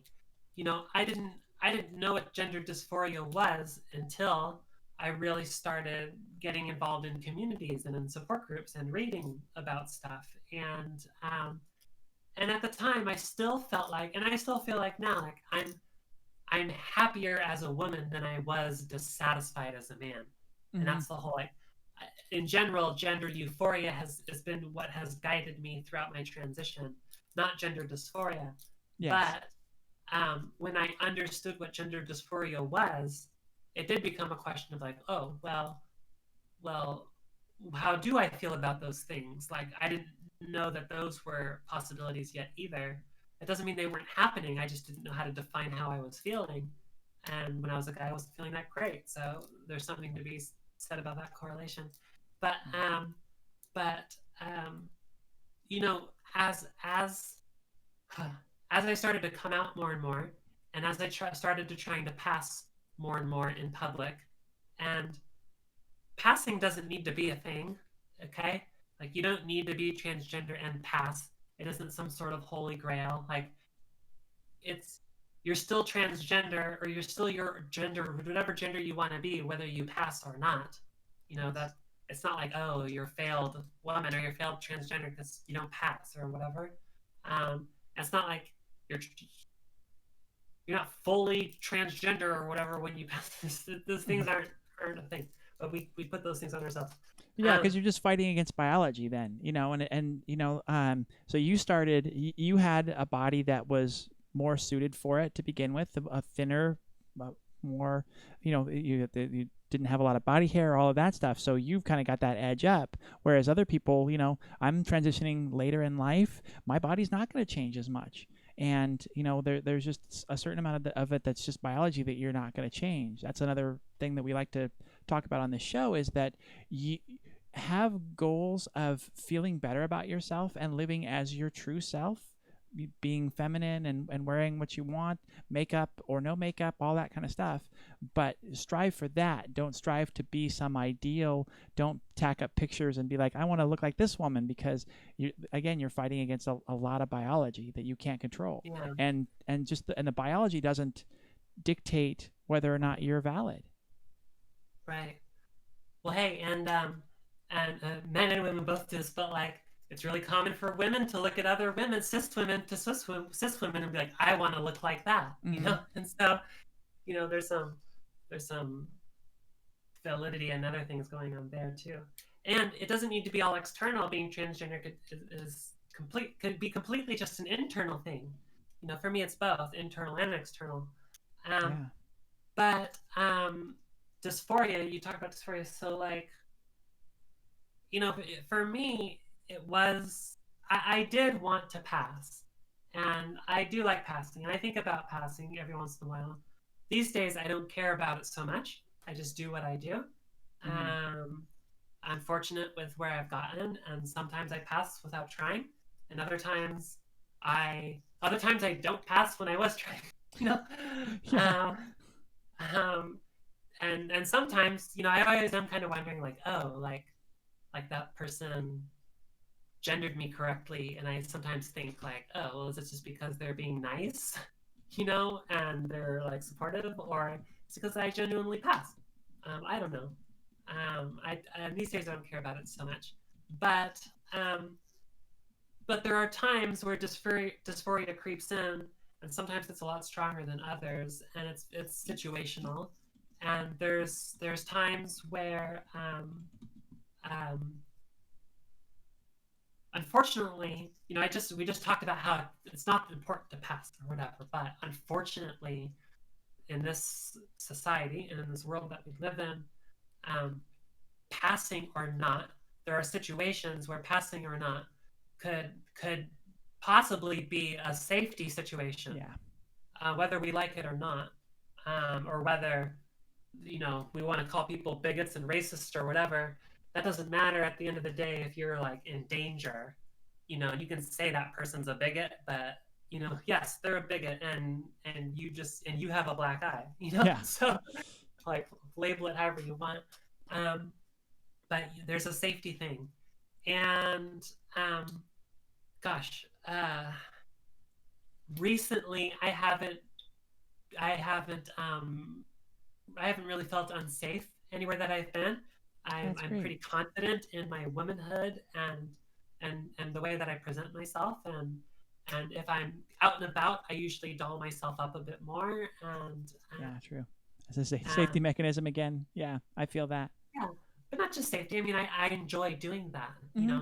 and whatever. But there's been times where I was like, oh, this is interesting. There's one story that's coming to mind right now. I was at a local like hamburger place, and um, Hook Burger. I love Hook Burger, and I'm there, and I'm in the girls' bathroom, minding my own business, and I'm going to the bathroom, and like a really young girl comes in, a kid. She's like 5 or something, and I'm in the bathroom, and she's in there, and she's going to the bathroom, and I'm just thinking, for what, I'm just gonna wait until she leaves, Hmm. and before I leave the stall.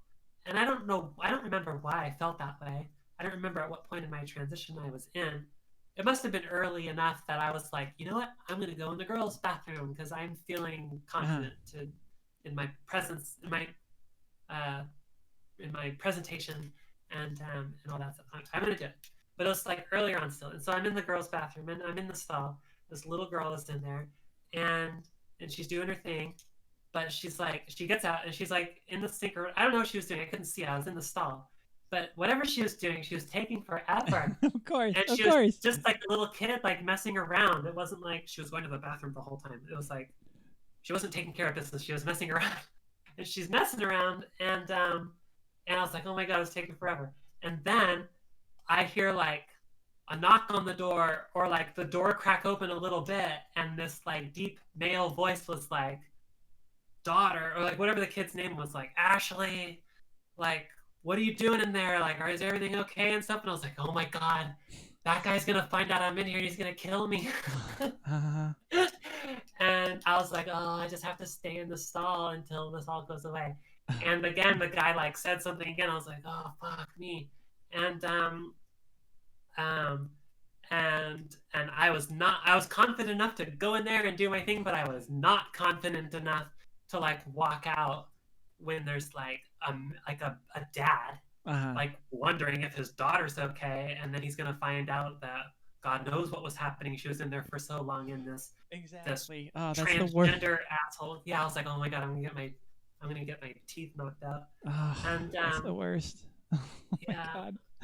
and so thankfully, she just left. But I was also thinking like, oh, some other like there's gonna be a line, like the bathroom wasn't that big.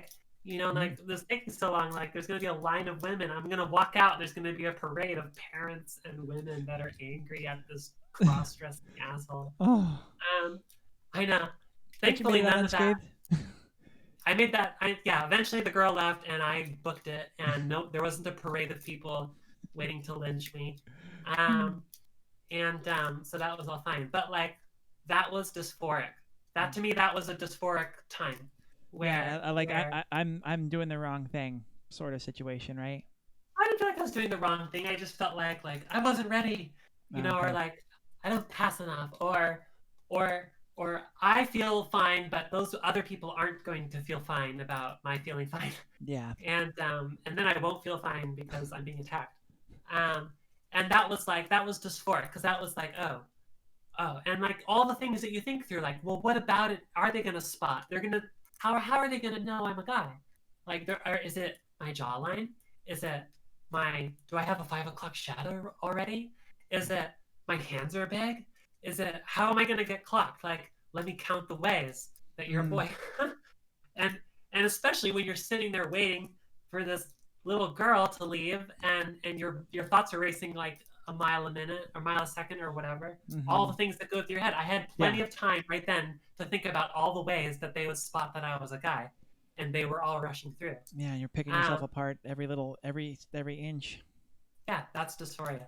Another Mm. time that I had dysphoria, and this was later. This was when I was feeling more comfortable, but I was at a friend's house. Back when we went to friends' houses. Remember that time? And and she's my best friend. And here's my dog. She's coming to say hi. Um, and um, and it was just her, and it was her boyfriend, and um, and we were at his house, and he had a pool and a jacuzzi and stuff. And but I didn't know we were gonna do those things. And I was there, and it's just like, oh, we're just gonna have a dinner party. We're gonna watch a movie, and I'll just the three of us are gonna hang out or whatever. And they're like, we're going in the pool. And I was like, I didn't bring a bathing suit. And my girlfriend was like, you can wear one of mine. And I'm like, okay. And then I was like, I did not prepare for this. Um, I normally would be okay. I haven't had any surgeries, but I'm pretty comfortable wearing like a bikini. I've gotten pretty good at tucking, and hormones Nice. help quite a bit in that department. Okay. Um, Things get smaller when you're on hormones, and so tucking is like way easier. Um, but I have like homemade gaffs and stuff. If you don't know what a gaff is, some, it's like a makeshift sort of like stronger kind of underwear that can, you know, hide the girls. Yeah. It just helps in the tucking. It makes things look smoother and all of that. Yeah. I've Yeah, never and bought then you one. can wear I've never like had one of those. I've never owned one either, other than the ones that I've made, and you can make them with tube socks and like the elastic of the tops of pantyhose, and maybe some rubber bands. The things we go through for beauty. I never was a fan of duct tape and stuff, but some people do that. But anyways, I didn't have any of those things, and my girlfriend's like, "You can wear one of my bathing suits." I'm like, "Okay, sure." And she gives me this like skimpy little thing that was basically like a cheeky like little thing in the back, Uh-huh. and like a little tiny thing up here, like little triangles, whatever. I'm like, oh Lord. And I had nothing that would like tuck me. It Mm-hmm. was just like I might as well have just like been wearing a speedo or whatever, and like I might as well. Um, well, you get the picture. And so I'm like, no problem. It's just my friends. Like I was well along in my transition. I'd Okay. already been doing some like uh I've already been like engaged in the community and doing my activism and all kinds of things. I'm like, I am a I got strong this. woman. I got this. Yeah. And then I get in the bathroom and I'm changing and I'm like, how am I gonna do this? And like it was kind of embarrassing. I was in there for a very long time. I was probably in the bathroom changing for like over 20 minutes. And like, that's a long time to be in the bathroom to put bathing suit on. Uh-huh. And I was like, oh my God. And I was thinking, like, I was looking in the drawers and stuff, like, as if I would find something that would help me tuck. Is Like, there medical what kind tape? of Is there anything? what kind of MacGyver bullshit was I gonna try to pull off to hide my genitals? And I didn't find anything. And then the next things were like, okay, well, I was planning it out. I was picturing in my head like the whole layout of like I got to go through these rooms before I get outside, and the pool is over here, and there's chairs by the pool on this side, and if I wear a towel and do this other thing, I can like get out there. I don't think I had a towel. I think that was another problem. Like that I didn't bring a towel with me into the bathroom. They had towels like out there, so I was like, I gotta figure out. I had a little tiny sweater thing, and I was turning that into like some sort of shawl thing Uh-huh. that didn't look completely obvious. That I was just hiding my genitals, and I was like, I'm gonna do that until I get to the jacuzzi, and then I'm gonna very quickly get in the jacuzzi and throw the shawl thing like up onto the thing, and then I will be covered in bubbles and whatever. And it took me a while to come up with that strategy, but that was dysphoria. That Oh, whole like yeah, I oh can shit, imagine. I have a whole like part of my body that everybody's gonna see that is very clearly not female. And my But your girlfriend friends, was one. they knew these friends. They knew you were trans, right? Yeah, are totally supportive. They knew all about that I was trans, and they knew that I had genitals, and they were mature people, and they were fine, and they wouldn't have said anything. But and and I was nervous though, and I was actually, I guess I was more nervous in front of like her boyfriend than I was her, because Yeah. me and her used to date and have sex and stuff, and it was like, now we're besties. That's a whole nother story. But like, No, I get that. I find that yeah, I think that a lot of the dysphoria, a lot of it usually comes from what guys would think. That yeah, at least in the past, maybe not so much anymore. Maybe it's kind of balanced out. But there was a long time of like, yeah, just what other guys would think of me, and how they would look down on me. yeah. Well, I don't know what it was. I don't know if it was I was worried about what they would think, because I really don't care about what other people think. But it was just a way that I felt. Yeah, Mm. I did not feel like I was representing who I wanted to be and who I felt that I was, and it was a very physical, real life thing. Yeah, those things that Um, slap you in the face, where you're like, you're going through life wearing dresses and everything's fine. You don't feel dysphoric. You feel good. And then there's something like that. It's just like, oh, I can't hide this part of me that I don't want to be part of me anymore. I can't get past this. You kind of run into this wall, and it just, it slaps you right up on the face of like, okay, like it's just too out there and too aggressive too suddenly. yeah, It's tough. and I still get those. yeah, they come up at interesting times. Mm-hmm. Um, and there's little things like, I've had laser sessions and electrolysis sessions, hair removal in general, and but I still have to shave my chin and stuff here and there, and there's been times more recent, like not very recently, but like there's been times where I got ready to go and I left my house and I was in my car driving to wherever I was going, and I got down the block and I realized that, like, oh, I don't know how I missed this, but I have like very noticeable stubble on my chin. And there was like, oh, dysphoria. And most of the time it's like, oh, okay, I look like that, whatever, moving on with my day. But this is like, I really struggled, and I was like, am I gonna let this get the better of me? And like, can I go to whatever function or whatever it is that I'm going to with like a little bit of stubble and risk getting clocked? Like, can I be? I'm gonna get spotted. I'm gonna be misgendered, or I'm gonna be talking to people and they're gonna be staring at my chin or whatever. Or Mm-hmm. am I just gonna be thinking about it all the whole time? Or, or like,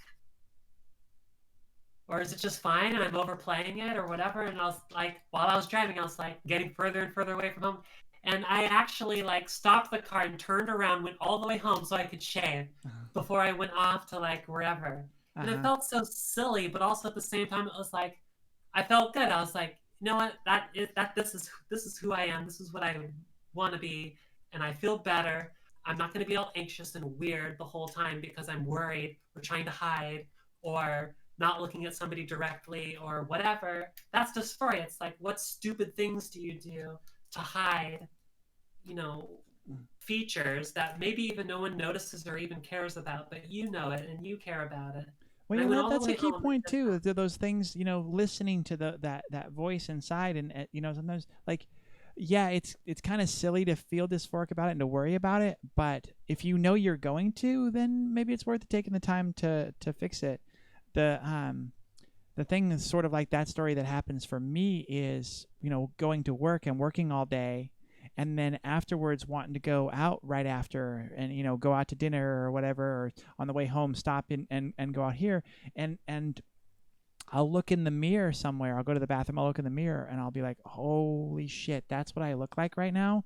Like, sometimes my makeup just seems to kind of go green. It gets greasy, and like the by 7 o'clock the stubble's coming through and everything, and it just like, I was just like, oh my god. And so right after work, it can be really hard for me to go out again. Somebody invites me out. It's like, I feel like I look like crap, but I don't want to. I kind of have to take off the makeup and start again. Like it's so ruinous that Yeah. and that really a lot of Hey, times will keep me from going out. And oftentimes cis people do the same thing, and I think that's Exactly. an important thing to Mm. notice too. Like, Yeah, I don't have that example, so it's hard.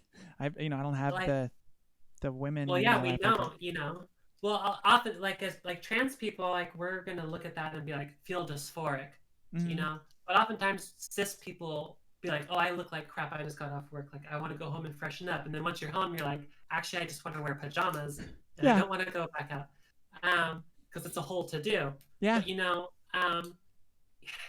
it goes back to that thing of like passing and feeling like, are you representing?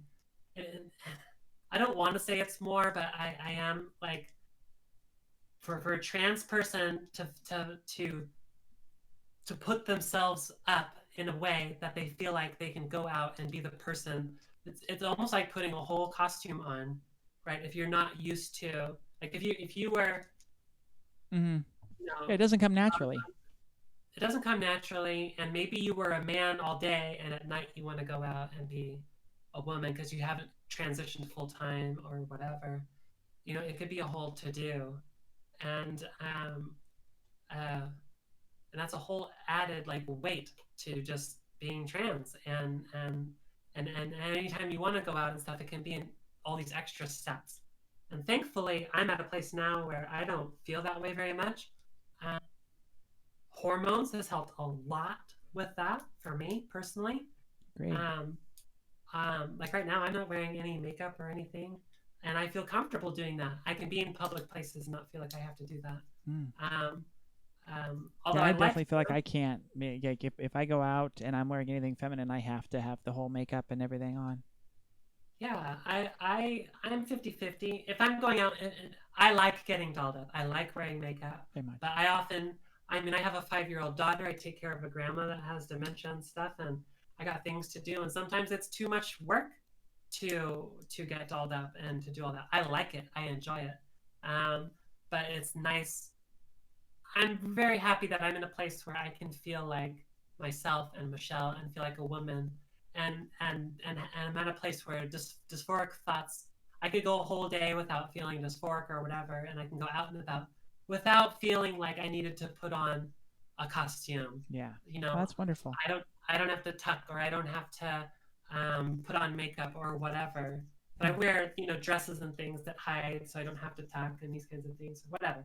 But Hmm. I can go out and I can feel comfortable enough, and I feel very fortunate that way. But it's taken me 5 years to get where I am. How Um, has you mentioned and I want to get into your advocacy, your trans advocacy. How have those two intertwined? Your coming out and your acceptance of yourself and being a trans advocate. How did those sure. intersect? So, um, going back to like my story of my coming out and stuff, when I was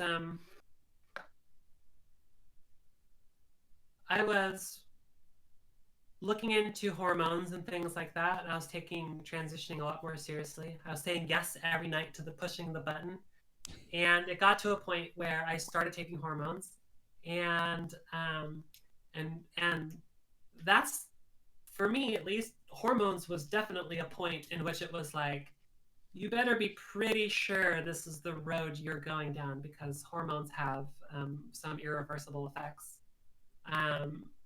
Um, so, but you can still start small. I started small. But, anyways, I started taking hormones, and eventually um, you start like growing breasts and stuff. And um, I, at that point, you kind of have to start coming out to people because they're going to wonder why you have boobs now. um, and you get just like, I don't know, I just woke up and it was like that. Help. Um, um, so I started taking hormones, and that's when I came out to like my family and a lot of my friends, and eventually I came out online, like on Facebook. That's when it's official, when you come out on Facebook. Yeah. Um, and It's like you change your relationship status, you change your gender on Facebook. It's like, so and so is a girl now. Oh, that'd be great. So I love that. balloons and stuff. Hmm. Um, Gender reveal party. Um, so so yeah, I came out, and I did not know how that was going to go. In general, my parents have been very supportive with all kinds of things in my life, and I wasn't too worried about them. I didn't think they would get it. I don't think they did get it. Mm. I don't know if they get it now, but they're very supportive, and and that's awesome. And my Yeah, that's friends were all important. supportive, and I was self-employed at the time, and all my clients, I was scared to come out to them. It was getting to a point where I was going to be changing my name and thing eventually, names, and it's like, well, they got to write me checks. You know, I got to explain to them that I'm going to start wearing girls' clothes and that they need to write checks to a different name. Um, I felt like I needed to tell them that I was coming out. Kind of important, yeah. And yeah, um, and I was scared to do all that. I was scared of losing my business, and thankfully I didn't. And so advocacy work. So I'm saying I had all that support, and that's important for a lot of reasons. And I'm very lucky to have the support that I did. Unheard of support. I'm very lucky in a lot of ways. And so not everybody was supportive, though. My ex was not supportive.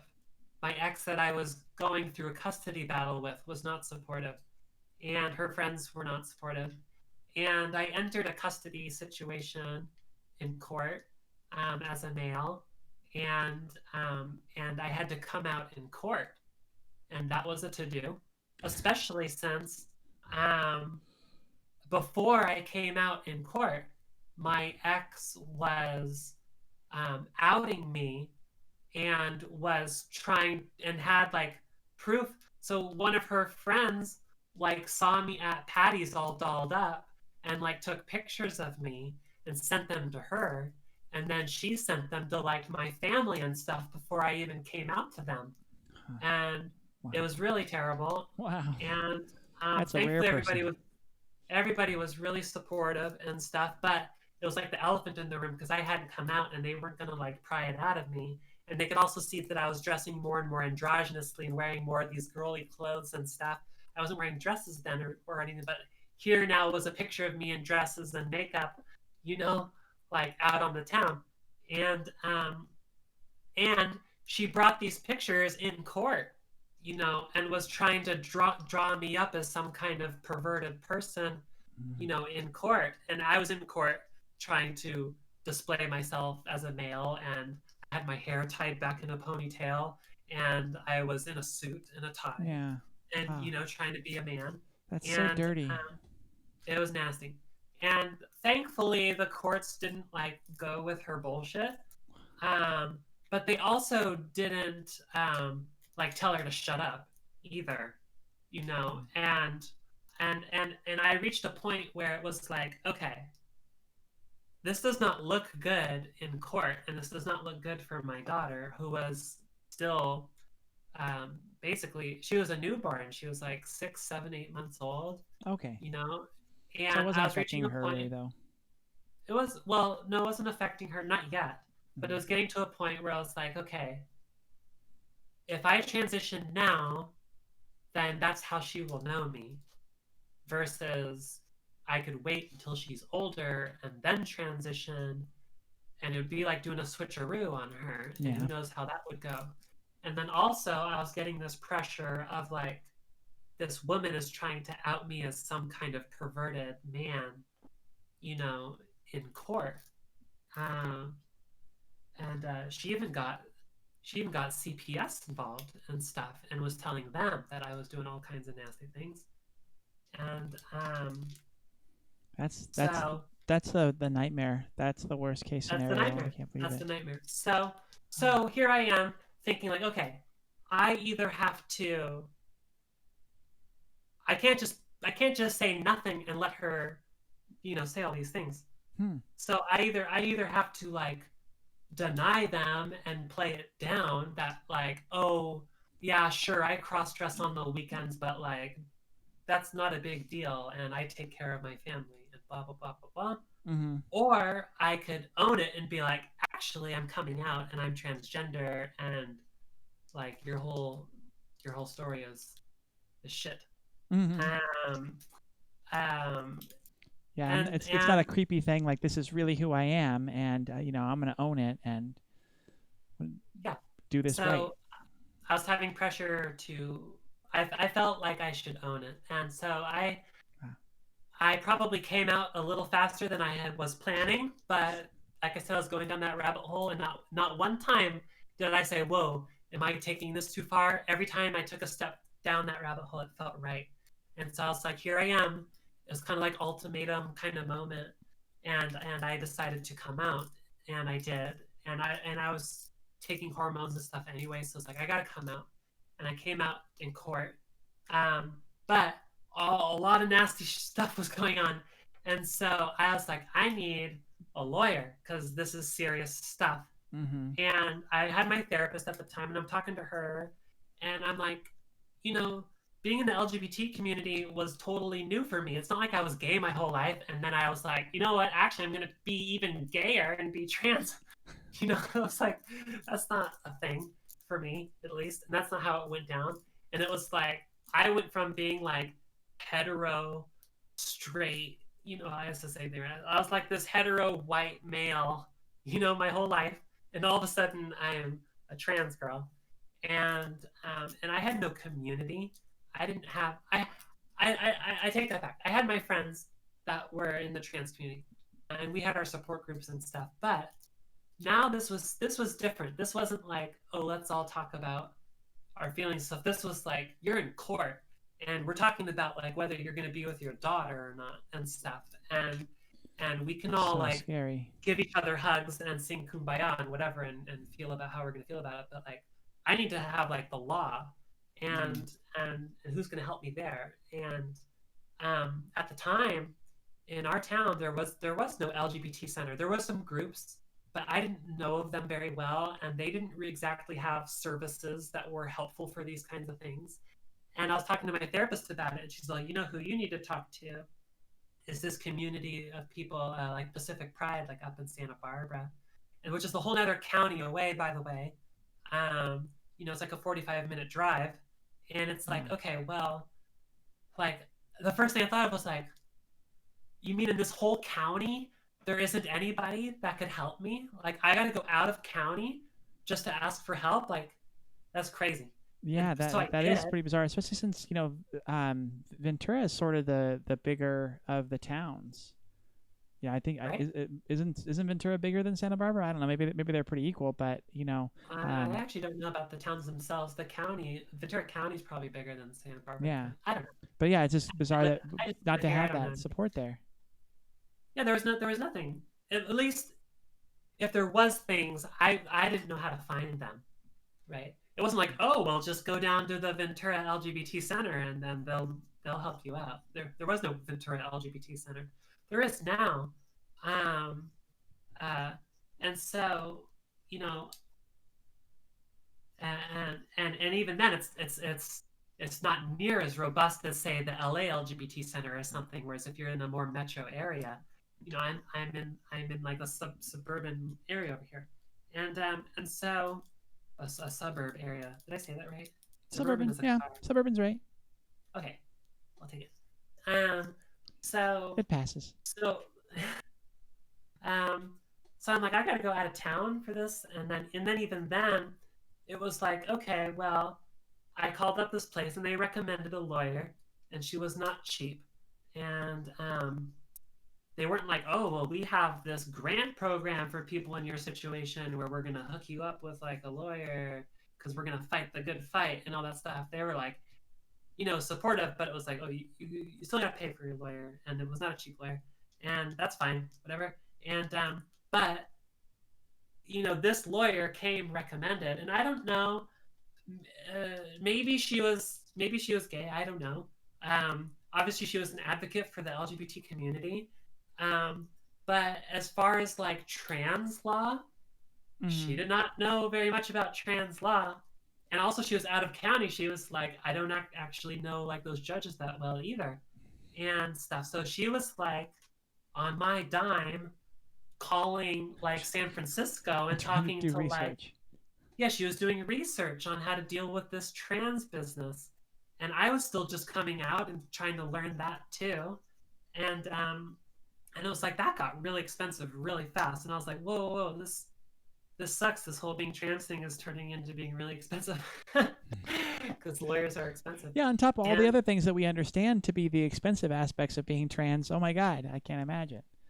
yeah, and I went through one lawyer that sucked, and then I met her, and I liked her, but it was adding up very quickly, and I was kind of like, well, this sucks. I had to go out of county. They recommended this person that doesn't even know that much about, like, they're learning. That's great. I'm happy that they're learning and they're on my side Good and for they're you. fighting, yeah, but like, how far do you have to go? Like, she went then to San Francisco to learn. And it's like, how far do you have to go to get some help? And I can't be the only person that's like LGBT and has a custody issue. Um, and so I was like, oh, this is really stressful. And eventually, through a support group in Ventura, I found um, a friend that went through not the same situation, but they were trans and had some kind. They were involved in a custody battle. Um, Not their kid, but like their partner's kid. But it was like, whoa, and they had the same judge, and I was like, whoa, like you were trans and had the same judge. Like, how did that go? And they were like, well, we have this lawyer that was really helpful, and I was like, okay, so I met that lawyer. And anyways, eventually I found some people that I was connected with, but but but deep down I was like, there's no reason why I should have to go this far to get some Mm. help. And There so, wasn't the resources for you out there, or not for you, but for any trans people. right. And so I was starting to be connected with some of these Santa Barbara people. I mentioned one of my friends that I met at Patty's like the first night, and she was running. There was Pacific Pride and they were LGBT in general, but she helped get started a whole group that was a trans advocacy network, the Santa Mm. Barbara SB10, and I was talking with her, and she was like, "You're a go-getter. Like, there's these other go-getters in Ventura that are like having a potluck, and they're trying to like drum up some Ventura advocacy and stuff." And I was like, "Okay." She's all, "I'm going to the potluck," and she took me with her.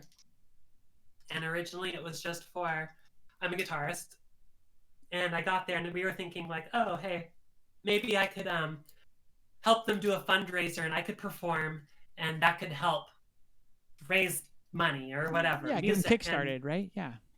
yeah, and so I went there and did that. I performed for them at this potluck. It was like a little mini house concert. They all loved it, and they're like, yeah, we should have an event, and would you be willing to perform at it? And I, sure, no problem. And we were hanging around, and I got talking to them more, and it was like, I learned they needed a website, they needed marketing material, they needed social media stuff, they needed all kinds of things, and I like all kinds of things. So, and I've made websites for my businesses and blah blah blah blah. And I told them I did all that stuff, and they were like, oh, well, we're having a board meeting. Why don't you come to the board meeting and like see what happens? And so I did, and before long, I was on the board, and we were helping put some programs together. One of the bigger things that we did is um, we had a therapeutic program for people that had AIDS and were agoraphobic. So for whatever Interesting. reason, agoraphobic is like you don't want to go outside. You Afraid don't to go want to outside. Yeah. you don't want to see people, be seen, that kind of thing. And my understanding is it could be for a number of different reasons, but they needed therapy, and they didn't want to leave their house to go get the therapy. And so we had grant money where we were able to provide therapeutic services to those people in their homes. Oh, Um, wonderful. so that was really cool. Um, and helped a little bit with that program. One of the other big things that we did that I was very involved with um, was that we trained a local police department. We trained Oxnard Police Department, and Yeah, you did um, a video series, correct? For well, that led you to the video series for, was it all of California? yeah, well, so we trained Oxnard Police Department a couple times, and we did the command. The second time was with the whole command staff, Mm. and we had that was really cool because it was nice to see the support from the top, and they got up and spoke with us. and shared some of their own stories of relatives that they had that came out and those kinds of things, and just the impact that they felt uh, they could have on the community. And that's what it takes, is the top down. You know, Yeah. it's one thing if you're telling, all the people on the ground, but like if the top isn't advocating, with you, then it's an uphill battle. So it was really cool to see them do that, and they liked our presentation a lot. And uh, around the same time, um, uh, there was a couple of bills that got passed, and there's an organization called Post, Peace Officers Standards and Training, and their responsibility is to train police officers on all kinds of issues.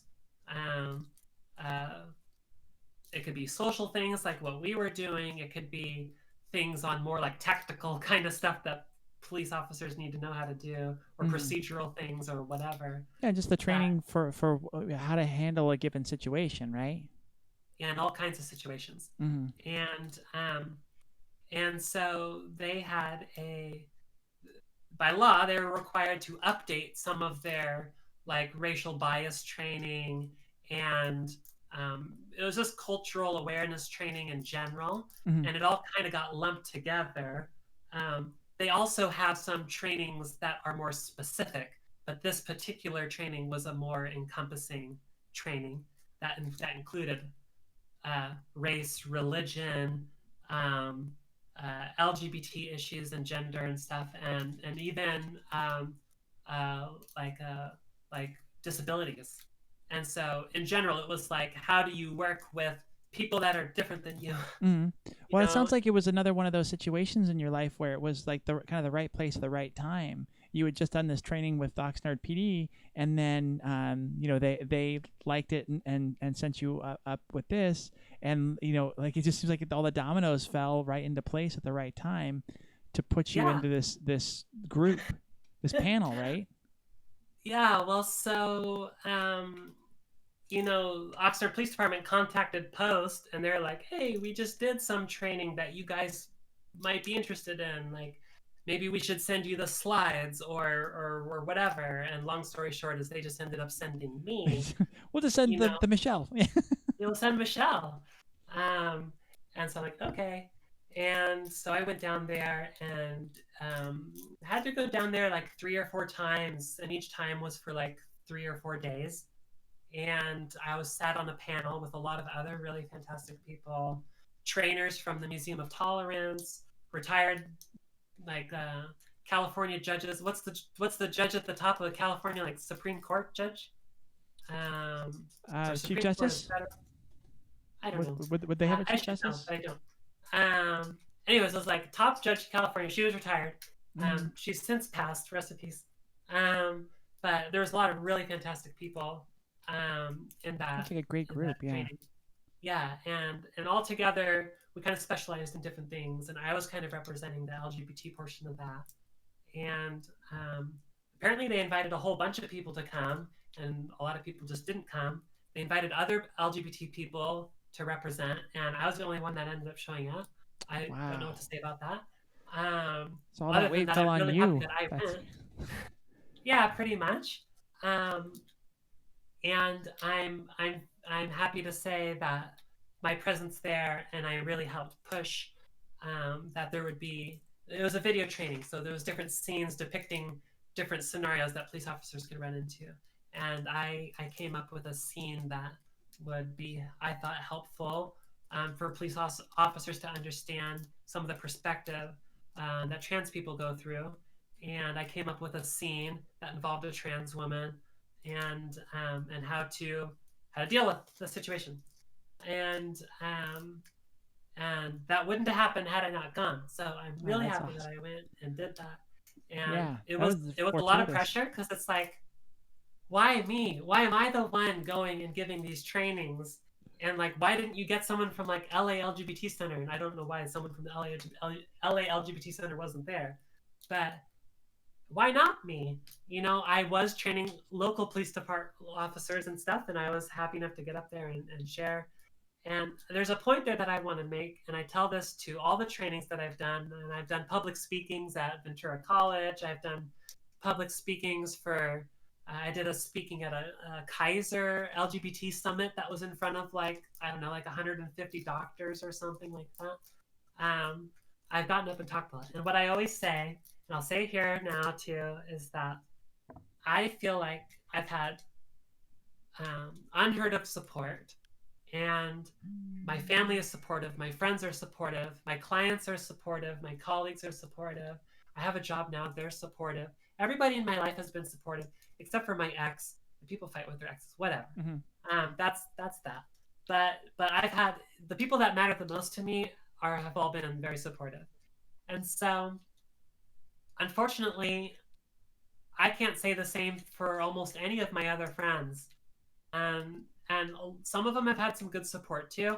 But I have had met plenty of trans people that their parents don't want to talk to them, or they transitioned later in life and their kids don't want to talk to them, or that they're not allowed to come out at work or whatever.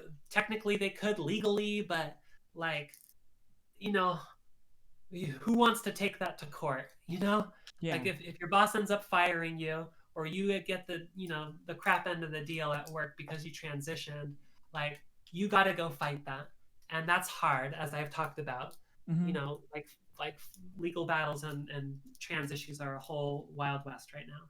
And so people get discriminated against, and they have a hard time, and they're fighting their own fights, and they're fighting within their own families. They're still fighting with themselves. They're fighting with their colleagues. They're fighting with people that they're just trying to live their life, and they have to fight for that. And I don't have to fight. I'm in a position where, yes, I gotta make a living and whatever, and I gotta take care of my daughter, and I'm fighting the fight that I fought in custody court and whatever. But I don't have to fight where it really matters. I didn't have to fight with having a roof over my head and roommates or family members, or in a relationship with somebody that I was going to have to fight with about transitioning. I didn't have to fight with my daughter. I didn't have to fight with my work because I was self-employed. I wasn't going to fire myself for being trans. I could have, but I didn't. My clients didn't leave. That's basically like getting fired. They didn't leave. They were supportive. That's and true. So I was very lucky. And so I felt like, when I started transitioning, I wasn't like, you know what, I'm gonna be trans and I'm just gonna like fight, and I'm gonna go in pride parades, and I'm gonna march, and I'm gonna wave flags, and I'm gonna go train cops. That's what I want to do. I want to be a girl, and I'm gonna go tell all the cops that I want to be a girl, and they better treat me like a girl. That's like not how I thought. And I just wanted to be like quietly live my life. I was like, I just want to transition, and I just want to be a girl. I don't need to like be in everybody's face. I don't need to go around training people. But I needed to advocate for myself in court, and I was meeting these other people, and I was seeing how hard it was for some of these trans people, and they had nowhere to go other than these support groups. And support groups were nice, but like they were struggling with where to live. Their parents kicked them out of their house, and some of them were like turning to like like work in the streets, to like that's very common. to like eat food, and or they were hot couch surfing and stuff, and it was just very hard. And it's like, who's going to be the one that is the local advocate? Who's going to be the one that trains people? Who's going to be the one that raises money to support and get therapy for these people that can't figure that out for themselves? And I think that's very relevant for what's going on right now. Like, with the Black Lives Matter and the protests and stuff, a lot of times it does have to be the people that are privileged to stand up. The ones that don't have it so hard, because the people that are in the daily fight and have so much to fight against, they don't have the energy or the ability to do that. And that's why it's important that the people they don't have the privilege to fight. Yeah. That's why it's important for the people that have a little better off to be the ones to stand up. I like that. Well, so I felt like, and as you said, it kind of fell in my lap a little bit. It was like, okay, that's how I very quickly became a big fish in a small pond or whatever, because not because I really, that wasn't my agenda. Mm-hmm. It was like, oh, well, I needed a lawyer. Well, and I was going to support groups. That was good. Okay, I was going to support groups. And then my friend was like, hey, you seem pretty with it. Like, why don't you go why don't you go have a potluck with these other people that seem pretty with it? And I was like, okay, I'm gonna go play guitar and eat food. Like, I can do that.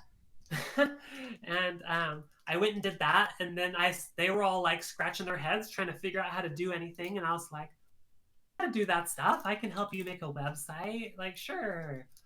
I'll volunteer a weekend and make a website for you. Nothing fancy, but I'll make a site, whatever. Yeah. And I do that, and then it was like, oh, well, they need some other things. Like, oh, well, it's like I realized, like, well, I'm just as good at this stuff as they are, or I'm better at some of these things that they are, and they're good at these other things. I was like, well, we might as well do a thing. Yeah, And make it then make it a team effort. That's great. yeah, and then they were like, okay, well, we have this opportunity to like the police station wants to be trained, and they're like looking for people to train them, and they're like, well, we're a bunch of therapists and we're trying to do a thing, like, why don't we do that? And we're like, okay, let's all do that. Hmm. And it's like, Yeah. okay, well, now I'm helping produce this thing, because they all had all these crazy ideas about how it was going to go down, and it was like, okay, well, I became a big piece of envisioning how that was going to play out, and helping people Nice. come up with their stories and with their speeches. And I worked with my friend Dina on coming up with videos and presentations, and it was a really killer whole thing. Um, but again, it sort of fell into my lap. It always was something where it was like, are you ready? Do you want to do this thing? Like, and I was at a crossroads of like, well, do I just want to be Michelle and like leave me alone, or am I going to be the one to step up? And I also, the reason why I stepped up was because I looked around at the rest of my trans friends or people that were supportive and whatever, and I was like, if it's not me, then who? Then who? Yeah. All these other people, like we just said, they're fighting their own fights already. They don't have it in them to commit the time and the energy and all that stuff. And the biggest thing is having that support. Is if I got up there and trained the Oxnard Police Department and they threw eggs at me, or they asked really hard questions, or they just denied my existence, and just said, you know what, you're just a dude, and don't tell us what to do, like you don't know what it's like. We get shot at and whatever, and we don't have time for this shit or whatever. They could have said whatever. They're actually pretty cool. Um, it wasn't all ponies and rainbows, um, uh, but overall, it was a very positive thing. But I was like, if all of that happened, if it went poorly, and I always think this, if it ever goes poorly for me, whenever I'm out doing advocacy work, I have a huge safety net of people that I can fall back on. I can fall back on my parents. I can fall back on my friends. I can fall back on my relationships, or, if if I'm having a partner at the time, I felt like I could fall back on my partner. I feel like I have so many people I could fall back on, Mm-hmm. um, and that's also not true for a lot of people in the community. Yeah. You know, Yeah, and that's um, why, like I said, that's why it's important for those of us to step up. Um, someone in the chat was asking, and it was kind of a question similar to what I posed originally. Like, how did you kind of fell into this, but then once you fell into it, you really kind of went into it and became a big advocate. Like, you were really doing some big things. How has that helped with your feelings about yourself and helped kind of fight off dysphoria? oh wow, that's a good question. So, being an advocate is a really putting yourself out there is a really good way to learn more about yourself. Yeah. If you ever want to learn something, try teaching it to somebody else. Yeah. There's some saying there somewhere. No, Um, that it is, and that's kind of part of the point of this show is yeah, just selfishly, the more that I'm telling people that yeah, you're good and you're valid, the more it's kind of helping me feel that same way. So I for totally get it. sure, for sure. So like, I,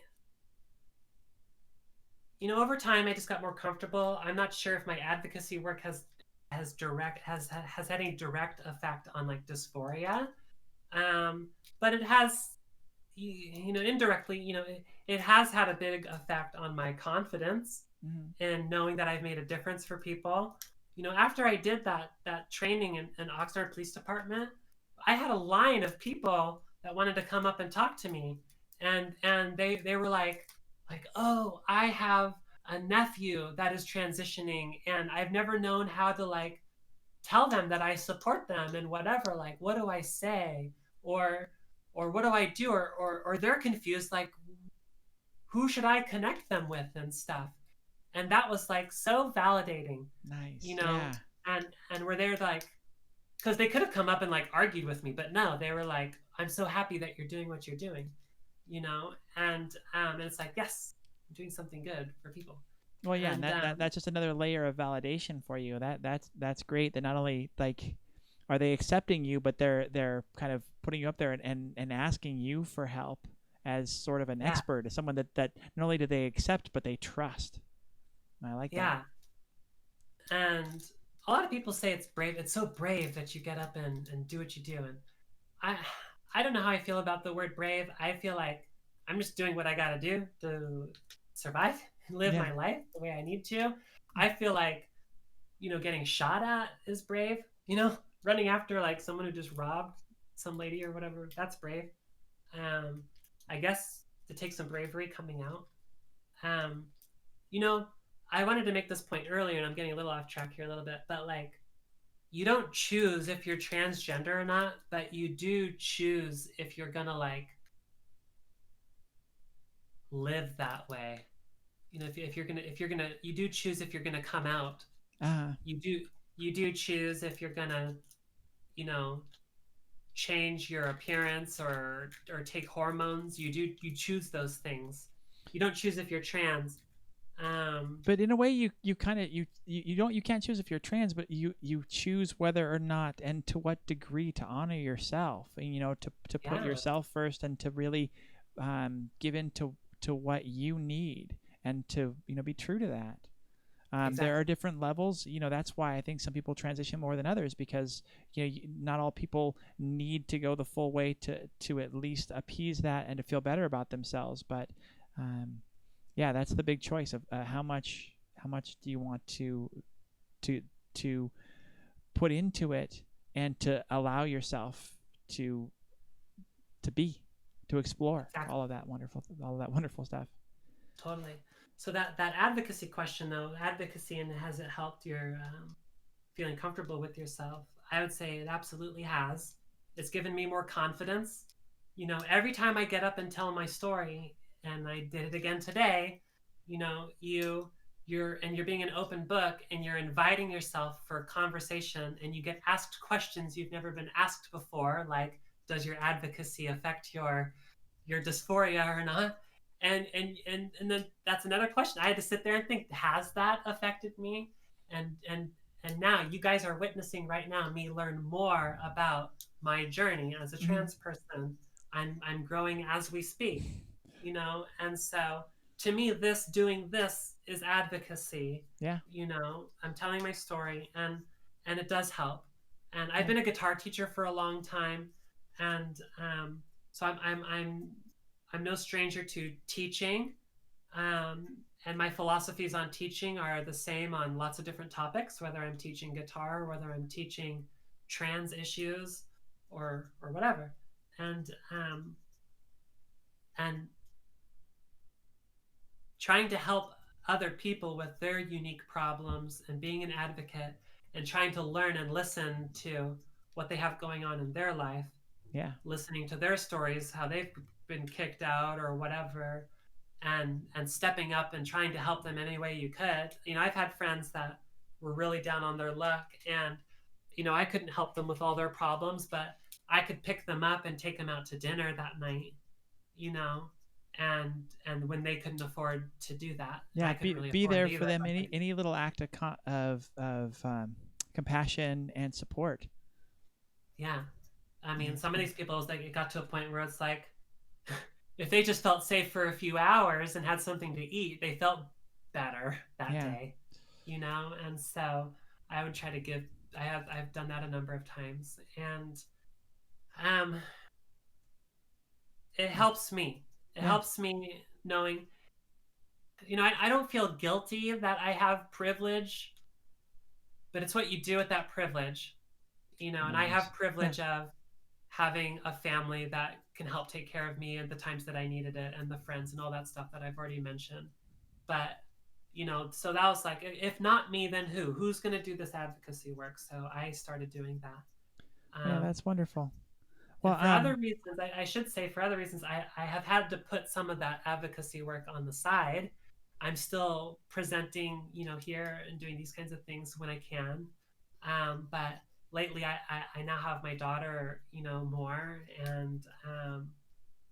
um, and I am now taking care of my grandma and stuff. And I've kind of been having to do some of my own family advocacy. mm-hmm. And It's time to pass the torch on to someone else. a little bit, Yeah. yeah. So I'm still opportunistic, Yeah.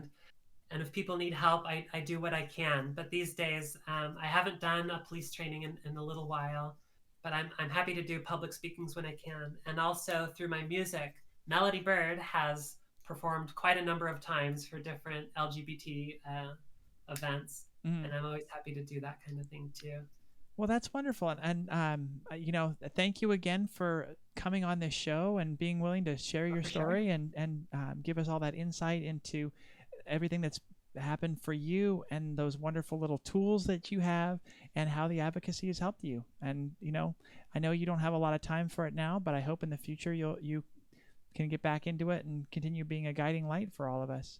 But Yeah, one day. Thanks for having me on. you're And thanks welcome. for putting this show together. I know you're still trying to lift off, and I wish you luck on your endeavors. And if you ever want to pick my brain for some ideas, you go right ahead. Oh, I'd love it. Yeah, I definitely will do that, and especially since it can be through a message, so it doesn't take up a lot of your time. Okay. Well, everybody that was here and watched, thank you so much for joining. Thank you to the mods. We had mainly Madison earlier, and then Peach Roof came in and took over for the last bit of the meeting or the show. And again, thank you all for coming. If you have not followed yet or subscribed, please click that little heart button and consider subscribing. I've got thank you for following Crumble Fisher. Yeah, thanks. Thank you for that. And we did get so I saw that Sophie followed earlier. I didn't get a chance to thank her for that. If Erica is still here, thank you again for that host early on to get us started. And everybody, we do this show every Monday night at 7 p.m. Pacific. So, please come back and join us. Tell your friends. Pass on the word. As Michelle said, we're definitely trying to grow this and make it a big thing. If you ever miss episodes, they are on the video on demand, they call here, on Twitch or on YouTube. So I'll get Michelle's video up on there soon. And stay for a second afterwards. I've got a screen here that thanks you all for coming, but it has some of Michelle's some of her links. It's got her link to her website and her Melody Birdie on Instagram. Please give her a follow. Rosenblum.com, melodybird.com. Yeah. So if you want to say hi. Yeah, she's always welcome for more followers, and reach out if you'd like to. Thank you everybody for coming. Thanks, Michelle. Thank you. Bye-bye. Bye.